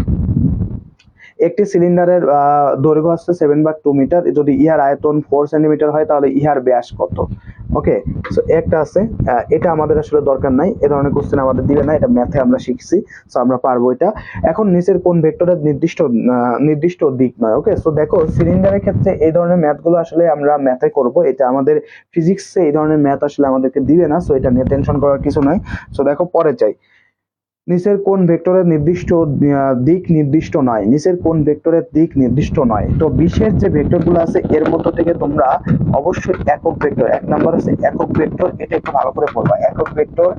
আর 2 নাম্বার হচ্ছে তোমরা অবশ্যই শূন্য ভেক্টরটা ভালো করে পড়বা, শূন্য ভেক্টর, ঠিক আছে। একক ভেক্টর আর শূন্য ভেক্টর এই দুইটা একটু ভালো করে পড়বা। তো একক ভেক্টর এটার ক্ষেত্রে দুইটা ইনফরমেশন মনে রাখবা, মান হচ্ছে 1, মান হলো 1, এটা একটা, আর হচ্ছে দিক মূল ভেক্টরের অভিমুখী, দিক হচ্ছে মূল ভেক্টর মুখী, ঠিক আছে, মূল ভেক্টর মুখী, জাস্ট এটা মনে রাখবো, ঠিক আছে। আর শূন্যর ক্ষেত্রে মনে রাখবো মান হচ্ছে 0, প্রথম কথা মান 0, আর দিক নির্দিষ্ট নয়, দিক নির্দিষ্ট নয়। তাহলে দিক নির্দিষ্ট নয়, এটা কোথায় রয়েছে, দিক নির্দিষ্ট নয়, এটা বোঝা যাচ্ছে। এটা কত নম্বর অপশন আছে, মিলন পারছো, আমেনা পারছো, না দেন ইতি পারছো, খ পারছো, থ্যাংক সো মাচ। তোমরা যারা যারা উত্তর দিছো বুঝতে পারছো এটা, তাহলে কত হবে, এটা খ নম্বর হবে উত্তর, শূন্য ভেক্টর। এটার উত্তর কি হয়ে যাবে, শূন্য ভেক্টর হয়ে যাবে। Okay, so thank you so much যারা যারা উত্তর দিচ্ছে, এটা উত্তর কি হয়ে যাবে, শূন্য ভেক্টর হয়ে যাবে, ঠিক আছে, থ্যাংক ইউ যারা যারা পারছো। ওকে, সঞ্জিদা খানম অন্তর পারছো, থ্যাংক ইউ সো মাচ। তাহলে এটা উত্তর কি হয়ে যাবে, শূন্য ভেক্টর। চলো পরের কোশ্চেনটাই যাই। সময়ের ব্যবধান শূন্যের কাছে গেলে বস্তুর স্মরণের হারকে কি বলে, এটা আমরা অলরেডি পড়ে ফেলছি, তো এটা আমার আর বলার কিছু নেই। এটা হবে তাৎক্ষণিক বেগ। এটা কি হবে ভাইয়া, এটা হয়ে যাবে তাৎক্ষণিক বেগ, এটা আমরা পড়ে ফেলছি, সো এটা আমাদের আর পড়া লাগবে না, আমরা অলরেডি পড়ে ফেলছি। ওকে, চলো তারপরের কোশ্চেনটাই যাই। যদি একটি হাতঘড়ি সেকেন্ডের কাঁটার দৈর্ঘ্য 1 সেন্টিমিটার হয় তাহলে এর প্রান্তিক রৈখিক বেগ কত হবে, প্রান্তিক রৈখিক বেগ কত হবে, এটাও খুব বেশি একটু জটিলতা তৈরি করবে। সো দ্যাটস ওয়াই তোমাদের এটা যদি তোমরা এখন করতে যাও, তো সেক্ষেত্রে আসলে যেহেতু বলছে কি সেকেন্ডের কাঁটার একটা হাতঘড়ি, তো হাতঘড়িতে দেখো একটা হাতঘড়িতে কত ঘন্টা থাকে, 12 ঘন্টা থাকে। তাহলে ধরো যে সাপোজ যদি 12 ঘন্টা থাকে, আমরা যদি চিন্তা করি, যদি আমরা বলি যে একটা হাতঘড়ি, এই হাতঘড়িতে 12 ঘন্টা থাকে। এখন দেখো হাতঘড়ি যেটা আছে, একটা হাতঘড়ি পুরো জিনিসটা ঘুরে আসতে কত সেকেন্ড সময় লাগে, সেকেন্ডের কাঁটার 60 সেকেন্ড সময় লাগে, 60 সেকেন্ড সময় লাগে, তাই তো নাকি। এই সূত্রটা, এটার উত্তর রৈখিক বেগের যে সূত্রটা হবে, রৈখিক বেগ বি সমান কি হবে বলতো, আমাদের যে মূলত যে দৈর্ঘ্যটা আছে এল ভাগ কি হবে বলতো, সময়, টি, এল ভাগ সময়। তাহলে 1 ভাগ, এখন টি সমান সমান কি আছে বলতো, টি সমান সমান আছে 60 সেকেন্ড। তাহলে 1 রে যদি 60 দিয়ে ভাগ করা যায় তাহলে যেটা হবে সেটা হবে আমাদের উত্তর। ধরো এখানে দিলাম 0, নেওয়া লাগবে একটা 0, তাহলে 1.01, এটা কোথায় রয়েছে, এটার অপশন তো একটাই আছে, সেটা হচ্ছে গোয়াতে আছে। তাহলে সঠিক উত্তর কি হবে, গোয়া নাম্বারটা হয়ে যাবে সঠিক উত্তর। বোঝা গেছে কিনা,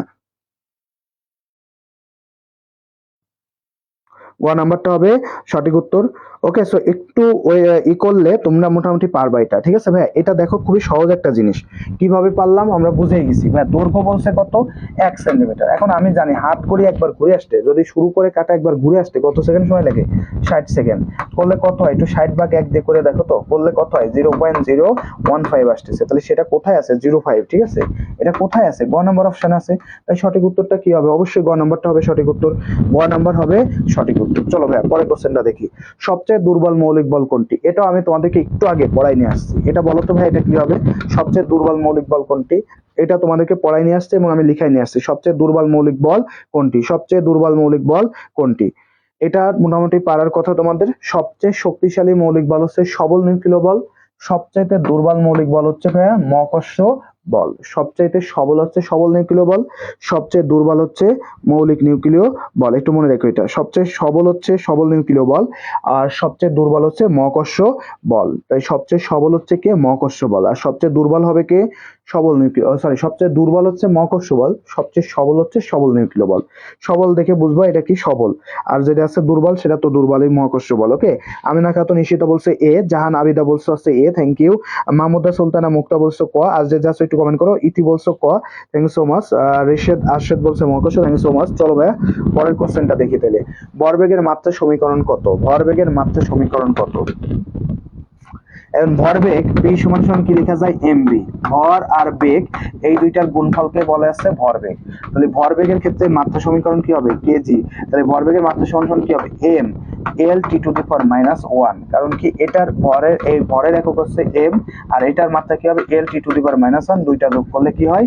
ml t to the power -1। কত নম্বর অপশন আছে একটু দেখো তো ভাইয়া? এটাও ক নাম্বার অপশন আছে। এটা কোথায় আছে? ক নাম্বার অপশন আছে। তাহলে ক নাম্বার অপশনে থাকলে এটার উত্তর কি হবে বলো তো? ক নাম্বার অপশনটা উত্তর হয়ে যাবে ml t to the power -1, ml t to the power -1। Jan Abida বলছো ক, থ্যাংক ইউ সো মাচ। যারা যারা পারছো ধন্যবাদ। তাহলে এটা সঠিক উত্তর কি হয়ে যাবে ভাইয়া? এটা সঠিক উত্তর হয়ে যাবে, মিলন বলছো ক, ওকে, মানে এ বলছো, থ্যাংক ইউ সো মাচ। তাহলে এটা সঠিক উত্তর হচ্ছে এ নাম্বারটা হবে সঠিক উত্তর। চলো এটাও খুব সহজ কোশ্চেন। কিলোওয়াট ঘন্টার সাথে জুলের সম্পর্ক কি? কিলোওয়াট ঘন্টার সাথে জুলের সম্পর্ক কি? এই কোশ্চেনটা দেখি ভাই কি উত্তর দিতে পারবো বলো তো? এই কোশ্চেনটার উত্তর কে কে দিতে পারবো একটু বলো তো?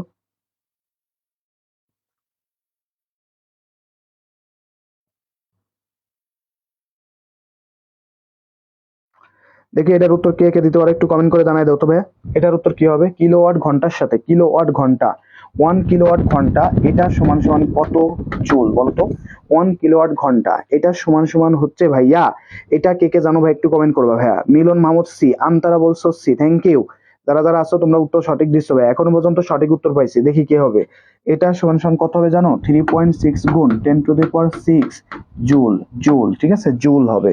ওকে, সো এটা কত নাম্বার অপশন আছে ভাইয়া? এটা আছে সি নাম্বার অপশনে। তোমরা পারছো তো ভাই, এটা সঠিক উত্তর হবে সি, 3.6 গুণ 10⁶। ইতি বলছো গ, থ্যাংক ইউ সো মাচ। তাহলে এটা সঠিক উত্তরটা কি হবে ভাইয়া? গ নাম্বারটা হবে উত্তর। ওকে, আবিদা বলছো, থ্যাংক ইউ সো মাচ ভাই। যারা যারা উত্তর দিছো তোমাদের হয়েছে ভাই, এটা সঠিক উত্তর দিছো। চলো পরের কোশ্চেনটা দেখি। ভূপৃষ্ঠে একটি ব্যক্তির ওজন আছে 50 কেজি, কত উচ্চতায় গেলে তার ওজন অর্ধেক হবে? কত উচ্চতায় গেলে তার ওজন অর্ধেক হবে? সো এটাও একটু বের করা বেশ ডিফিকাল্ট একটা ওয়ে। সো এটা করতে গেলে তোমাদেরও বেশ কিছুটা সময় আসলে লেগে যাবে। তো দ্যাটস ওয়াই আমি আসলে এটা তোমাকে একটু অ্যাভয়েড করে যাচ্ছি, ঠিক আছে? এটা একটু অ্যাভয়েড করে যাই, যেহেতু হচ্ছে এটা করতে গেলেও তোমাদের বেশ কিছুটা সময়ের দরকার হবে। সো তারপরেও যদি তোমরা চাও যে ভূপৃষ্ঠের কত উচ্চতায় গেলে, তো মেইনলি আছে অর্ধেক উচ্চতায় গেলে সাধারণত এটা হয়। তো ডাব্লিউ সমান সমান আমরা পড়ছি কি দেখো, আমরা ডাব্লিউ সমান সমান যেটা পড়ছি, ডাব্লিউ সমান সমান আছে এম জি। এই জির উপর অনেক কিছু নির্ভর করে। জি সমান সমান কি আছে? জি এম ভাগ আর স্কয়ার। তাহলে এই আর এর মান আর প্লাস এইচ এর হোল স্কয়ার। তাহলে কত উচ্চতায় গেলে, এটা আসলে ইকুয়েশনাল করতে হবে, অনেক বেশি বড় একটা ইকুয়েশন হবে। এই ধরনের কোশ্চেন তোমাদের আসলে দেওয়ার পসিবিলিটি নাই। সো তোমরা এই ধরনের কোশ্চেন করার কোনো দরকার নাই, ঠিক আছে ভাই? এটা দিবে না তাহলে। এবার আসতে পারে, এটা তোমাদেরকে করানো হয়েছে যে পৃথিবীর পৃষ্ঠে যদি 75 কেজি হয়, চাঁদেও অবশ্যই 75 কেজি হবে, বা এখানে যদি 70 কেজি হয় চাঁদে 70 কেজি হবে। তো যেহেতু 75 কেজি এবং এই ম্যাথটা আমি তোমাদেরকে করাইছি, সো দ্যাটস এটা তোমরা পারবা। এটা হবে 75 কেজি। এটা কি হবে? 75 কেজি। এটা তোমাদেরকে করানো হয়েছে। ওকে, চলো পরের কোশ্চেনটা দেখি। এরপর নিচের কোনটি স্থিতিস্থাপকতার জন্য সঠিক সমীকরণ? স্থিতিস্থাপকতার জন্য সঠিক সমীকরণ। তো এখানে বেশ কিছু সমীকরণ দেওয়া আছে দেখো। ফার্স্ট অফ অল যেটা দেওয়া আছে, ধরো যে ওয়াই দেওয়া আছে, ইয়াং এর গুণাঙ্ক আছে, এন আছে, এগুলা কিন্তু সঠিক না। তারপর ধরো যে বি আছে, ডিএল ভাগ ডিএল। ওকে, তো এই একটা আছে, তারপর আছে সিগমা আছে, এম জি ভাগ এল পাই আর স্কয়ার এল। সঠিক উত্তর হবে, তোমরা এখান থেকে সূত্রটা পড়ে নিবা। সূত্রটা সঠিক উত্তর হবে, ঘ নাম্বারটা হবে সঠিক উত্তর। ওকে, এটা একটু জাস্ট জেনে নিবা। ওকে, নিচের কোনটি স্থিতিস্থাপকতার জন্য সঠিক সমীকরণ না? এখানে সঠিক উত্তরটা হবে কি সেটা আমি তোমাদেরকে বলে দিলাম, সো এটা একটু মনে রাখবা, ঠিক আছে ভাই? এটা একটু মনে রাখবা। ওকে, সো এটা একটু সুন্দর করে মনে রাখো, এটা সঠিক উত্তর হবে হচ্ছে গ নাম্বারটা হবে হচ্ছে সঠিক উত্তর। চলো পরের কোশ্চেনটা একটু দেখি। কাছ ও পারদের মধ্যবর্তী স্পর্শ কোণের মান কত? এটা সহজে মুখস্থ করে নিবা ভাইয়া। এটা সঠিক উত্তরটা কি হবে? এটা হবে 104 ডিগ্রি। কত হবে? 104 ডিগ্রি, ঠিক আছে ভাই? এটা একটু সহজে মুখস্থ করে নিবা।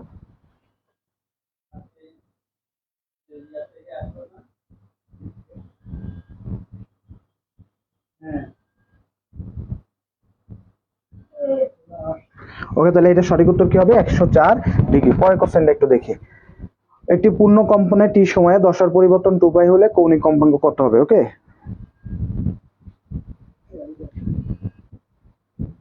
এর একটু উত্তর দিতে হবে ভাইয়া। তো দেখো 2π হলে কৌণিক কম্পাঙ্ক যদি 2π হয়, একটা ওমেগা ইজ ইকুয়াল টু কি লেখা যায় জানো? ওমেগা ইজ ইকুয়াল টু কি লেখা যায় জানো? ওমেগা ইজ ইকুয়াল টু হচ্ছে 2π ভাগ আছে টি। 2π ভাগ কি বলতো? টি। ওকে, ওমেগা ইজ ইকুয়াল টু হচ্ছে 2π ভাগ আছে টি। এটা কোথায় রয়েছে? 2π হলে দশার পরিবর্তন 2π হলে যদি 2π হলে কৌণিক কম্পাঙ্ক কত হবে? সো এটার ক্ষেত্রে কি হবে বলতো? যেহেতু 2π টি, 2π ভাগ টি, এটা কোথায় আছে? এটা গ নাম্বার অপশন আছে, তাহলে এটা সঠিক উত্তর গ নাম্বার হয়ে যাবে। ওকে, এটা সঠিক উত্তর কি হয়ে যাবে? গ নাম্বার। চলো পরেরটা। শব্দের তীব্রতা লেভেল পরিমাপের একক কি? ভাই এটা একটু জানতে হবে। শব্দের তীব্রতা লেভেল পরিমাপের একক কি? শব্দের তীব্রতা লেভেল পরিমাপের একক কি? বলো তো ভাই, এটার কি হবে? শব্দের তীব্রতা লেভেল পরিমাপের একক কি? শব্দের তীব্রতা লেভেল পরিমাপের একক কি? বলো ভাই, এটার কি উত্তর হবে একটু বলো তো? শব্দের তীব্রতা লেভেল পরিমাপের একক কি?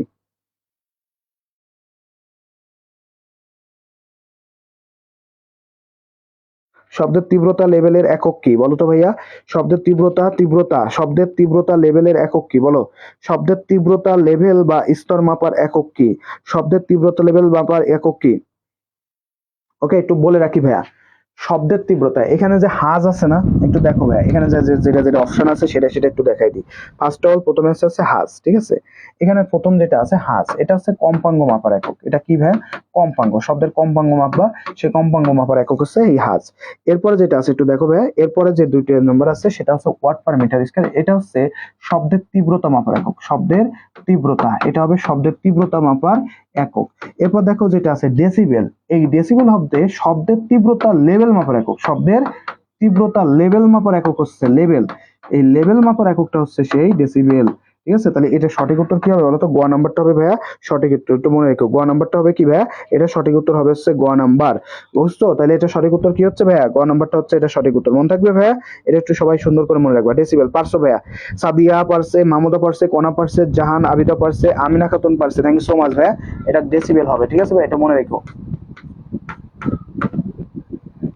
ওকে, সো এখন আমরা 50 নাম্বার এবং আজকের আমাদের মোটামুটি শেষ পর্যায়ের দিকেই আমরা আছি।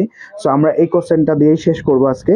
সো দেখো, এই কোশ্চেনটা হচ্ছে আমাদের যেটা আছে সেটা হচ্ছে 1 কেলভিন পানির তত্ত্ববিন্দুর তাপমাত্রা কত ভগ্নাংশ? 1 কেলভিন তাপমাত্রা পানির তত্ত্ববিন্দুর তাপমাত্রা কত ভগ্নাংশ? এটা আমরা একটু শেষ করে দেবো এই কোশ্চেনটা দিয়ে। তো দেখো, তথ্যবিন্দুর যে তাপমাত্রা আছে, এই তাপমাত্রাটা তোমরা একটু সুন্দর করে মুখস্থ করবা। তথ্যবিন্দুর তাপমাত্রা, চৈত্রবিন্দুর তাপমাত্রা যেটা আছে, চৈত্রবিন্দু, এই চৈত্রবিন্দুর তাপমাত্রাটা হচ্ছে ভাইয়া 273.15। 273.15। এখন যেহেতু হচ্ছে এক ভগ্নাংশ বলবে, তখন কি হবে? 1/273.15 হবে। 273.15 হবে। এটা কোথায় রয়েছে একটু দেখো তো ভাইয়া। এই অপশনটা আছে হচ্ছে ভাইয়া আমাদের এখানকার হিসাবে খ নাম্বার, সরি এটা খ, আসলে একটু ভুল লিখছে এখানে, আসলে ভুল লিখছে। তো এটা হচ্ছে খ, এখানে আছে। তো তাহলে এটা সঠিক উত্তর কি হবে? ওই অপশনটা 1/273.15, ওইটা হবে হচ্ছে আমাদের সঠিক উত্তর। চলো পরে আমরা যাই। ধরো এখানে আরো অনেক কোশ্চেন দেওয়া আছে, সো তোমরা দেখো আমরা আরো কিছু কোশ্চেন আসলে আলোচনা করে ফেলি। এর মধ্যে ধরো যে আছে কার্যচক্রের প্রথম ধাপে নিচের কোনটি ঘটে? কার্যচক্রের প্রথম ধাপে হচ্ছে তাপমাত্রার বৃদ্ধি ঘটে। কি হয়? অন্তর তাপমাত্রার বৃদ্ধি ঘটে। এই কোশ্চেনটা এইভাবেই পড়বা, কার্যচক্র থেকে আসতে পারে তাপমাত্রার বৃদ্ধি ঘটে। এবার নিচের কোনটির প্রতিকণা নাই? নিচের কোনটির প্রতিকণা নাই? এটাও তোমরা একটু ভালো করে পড়বা ভাইয়া। নিচের কোনটির প্রতিকণা নাই? নিচের কোনটির প্রতিকণা নাই ভাই? কে কে জানো ভাই? এটা একটু উত্তর দাও তো, একটু বলো তো ভাই, এটার উত্তর কি হবে? প্রতিকণা নাই কার? নিচের কোনটির প্রতিকণা নেই? বলতো এটার উত্তর কি হবে জানো ভাইয়া? এটা উত্তর কি হবে বলতো? যে যে জানো ভাই একটু কমেন্ট করো তো, এটা নিচের কোনটির প্রতিকণা নাই? নিচের কোনটির প্রতিকণা নাই? যে জানো ভাই একটু কমেন্ট করো তো, নিচের কোনটির প্রতিকণা নাই বলো দেখি, কে কে জানো ভাইয়া? নিচের কোনটির প্রতিকণা নাই? আমি একটু বলে দিই ভাইয়া। একটা মাত্র কণা আছে, সেটা হচ্ছে ফোটন। এটার কোনো প্রতিকণা নাই, এটার কোনো প্রতিকণা নাই। ইলেকট্রন বলো, হেড্রন বলো, ল্যাপটন বলো, এদের প্রতিকণা আছে। প্রতিকণা নাই কার? হ্যাঁ, ফোটনের নাই। কার নাই? ফোটনের নাই। তাহলে সঠিক উত্তর কি হবে বলো তো? ফোটন হবে হচ্ছে সঠিক উত্তর। ওকে, চলো পরের কোশ্চেনটা দেখি। এক্স রে আবিষ্কার করেন কে? এক্স রে আবিষ্কার করেন কে? Becquerel, Marie Curie, Roentgen von. X ray আবিষ্কার করা হয়েছিল কত সালে একটু বলে দিবে? এক্স রে আবিষ্কার করেছিল 1895 সালে। এটা আবিষ্কার করছিল সে উইলিয়াম রনজেন। কে করছিল? উইলিয়াম রনজেন। কে করছিল? উইলিয়াম রনজেন। মনে রেখো নামটা, একটু মনে রেখো, উইলিয়াম রনজেন। এই ব্যক্তি সর্বপ্রথম এক্স রে আবিষ্কার করছিল। এক্স রে শব্দের অর্থ কি? এক্স রে শব্দের অর্থ হচ্ছে মৃদু রঞ্জন রশ্মি।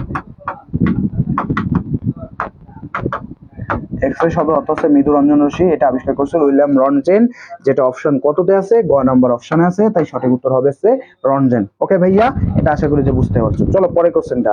পৃথিবীর বিভব কত দ্বারা হয়? পৃথিবীতে বিভব বলো বা তড়িৎ বলো, তড়িৎ বা বিভব যেটা বলো, তড়িৎ প্লাস বিভব, এটা হচ্ছে পৃথিবীর তড়িৎ বা বিভবের শেষ নাই, অসীম।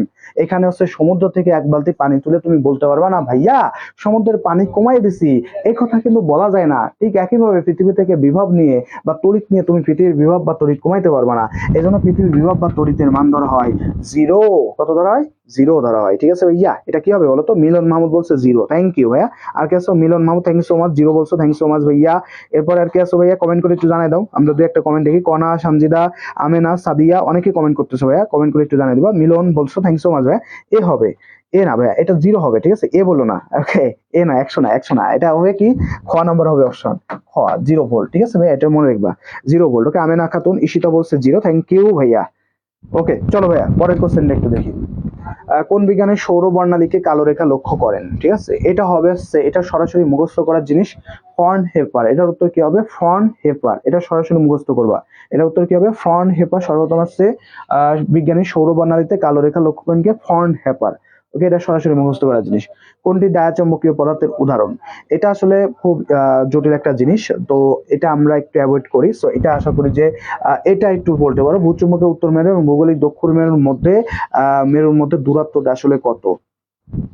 এটা তোমাদের পরীক্ষা আসার মতো জিনিস না যদিও, তারপর একটু বলে দিই। দেখো, পৃথিবী, এটার যে দক্ষিণ মেরু, এর যে দক্ষিণ মেরু, আর আছে চৌম্বকের আছে উত্তর মেরু। ঠিক আছে, এটা মনে রাখবো, উত্তর মেরু। আর পৃথিবীর যেটা আছে উত্তর, চৌম্বকের সেটা হচ্ছে দক্ষিণ। ঠিক আছে, এটা মনে রাখবো, দক্ষিণ। ওকে, সো ভূচুম্বকের একটা আছে উত্তর মেরু, যেটা আছে 2200 কিলোমিটার আছে পশ্চিমে অবস্থিত। আর একটা আছে কি? এটা আছে উত্তর মেরু, ভূচুম্বকের উত্তর মেরু। আর ভৌগোলিক দক্ষিণ মেরু কি আছে? এটা উত্তর দাও তো ভাই, কে কে জানো? ভূচুম্বকের উত্তর মেরু, আর একটা কি আছে? ভূচুম্বকের উত্তর, আর আছে উত্তর মেরু, আর একটা কি আছে? উত্তর মেরু। আর আছে পৃথিবীর দক্ষিণ মেরু। ঠিক আছে, এর মধ্যে দূরত্ব কত?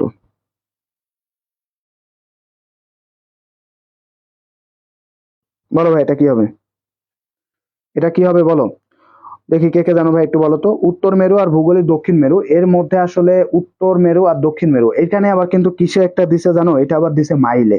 ঠিক আছে, এমনি যদি হইতো, আমি যে তোমাকে বললাম না একটু আগেই বলছি না যে 2200 বলছিলাম, 2200 কিলোমিটার। তো এটা হচ্ছে কিলোমিটারে। যখন তোমাকে বলছে হচ্ছে ইসে দিতে, কিসে বলছে? এটা মাইলে বলছে, তখন সেক্ষেত্রে কিন্তু উত্তরটা ভাইয়া আলাদা হয়ে গেল। কি হয়ে গেল? উত্তরটা কিন্তু ভাইয়া একটু আলাদা হয়ে গেল। ঠিক আছে, সেই আলাদা উত্তরটা কত হবে জানো? 1400 মাইল। কি হবে? 1400 মাইল। সঠিক উত্তর হবে হচ্ছে 1400 মাইল। সুন্দর করে ভাইয়া এই জিনিসটা একটু মনে রাখবা। ওকে, চলো পরের কোশ্চেন না। নিচের কোনটি ইউরেনিয়ামের পারমাণবিক সংখ্যা? ইউরেনিয়ামের পারমাণবিক সংখ্যা হচ্ছে ভাইয়া 92। কত হবে? 92 হবে। ওকে, এটা একটু মনে রাখবা। ইউরেনিয়ামের পারমাণবিক সংখ্যা কত? 92। সরাসরি মুখস্থ করার জিনিস। ইউরেনিয়ামের পারমাণবিক সংখ্যা হচ্ছে 92। কথাটা একটু সুন্দর করে পড়ে ফেলবা। ঠিক আছে, ইউরেনিয়ামের পারমাণবিক সংখ্যা কত হবে? 92 হবে, কারণ এটা পরীক্ষা আসে ভাই, এটা আসার মতো।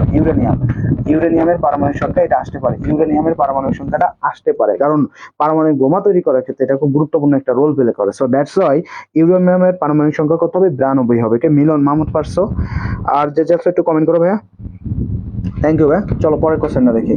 চৌম্বকীয় ক্ষেত্র দ্বারা প্রবাহিত নয় এরকম রশ্মিগুচ্ছ হচ্ছে, রশ্মিগুচ্ছ তো মূলত আসলে তোমার চৌম্বকীয় ক্ষেত্র দ্বারা যাদের হচ্ছে ভরগুলো আছে, যেমন হচ্ছে আলফা, তারপর বিটা, এগুলো আসলে প্রভাবিত হয়। তাহলে প্রভাবিত হয় না কে? গামা রশ্মি প্রভাবিত হয় না, গামা রশ্মি প্রভাবিত হয় না।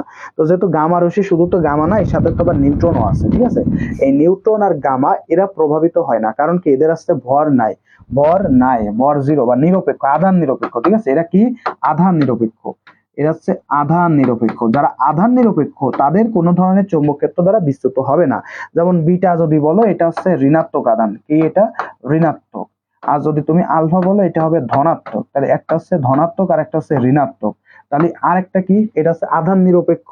আধান নিরপেক্ষ কে, গামা আর হচ্ছে নিউটন। যেহেতু গামা নিউটন হচ্ছে আধান নিরপেক্ষ, তাই সঠিক উত্তরটা কি হবে বলতো, এই নাম্বারটা হবে সঠিক উত্তর। জান আবিদা বলছেন, ইতি বলছে, মাহমুদা সুলতানা মুক্তা, রেশেদ আশেদ বলছে 92, মিলন বলছে, ইতি বলছে খ।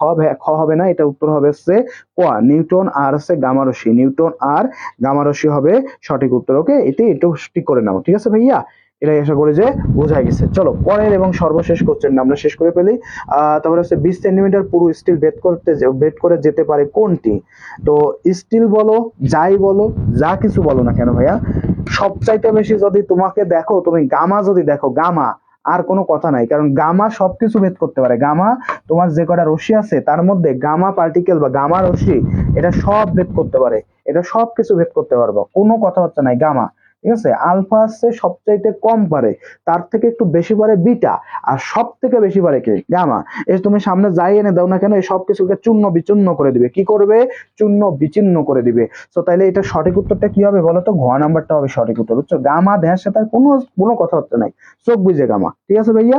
গামা দেখার সাথে এই ধরনের কোশ্চেনে যদি গামা দেখো, কোনো কথাবার্তা নাই, খালি কি হবে বলো তো, গামা গামা গামা, ঠিক আছে ভাইয়া। এটা তো কি হয়ে যাবে তাইলে, গামা হবে। ওকে, সো তাইলে ভাইয়া বলো, আমাদের এই পর্যন্ত বুঝতে তোমাদের কোনো অসুবিধা আছে কিনা? আমাদের কর্নিয়া নার্সিং ভর্তি কোচিং এ তোমরা যারা এখনো পর্যন্ত আসলে এই যে আমাদের যে model test nursing challenge model test বইটা যারা এখনো পর্যন্ত কালেক্ট করো নাই, তারা কালেক্ট করে ফেলো।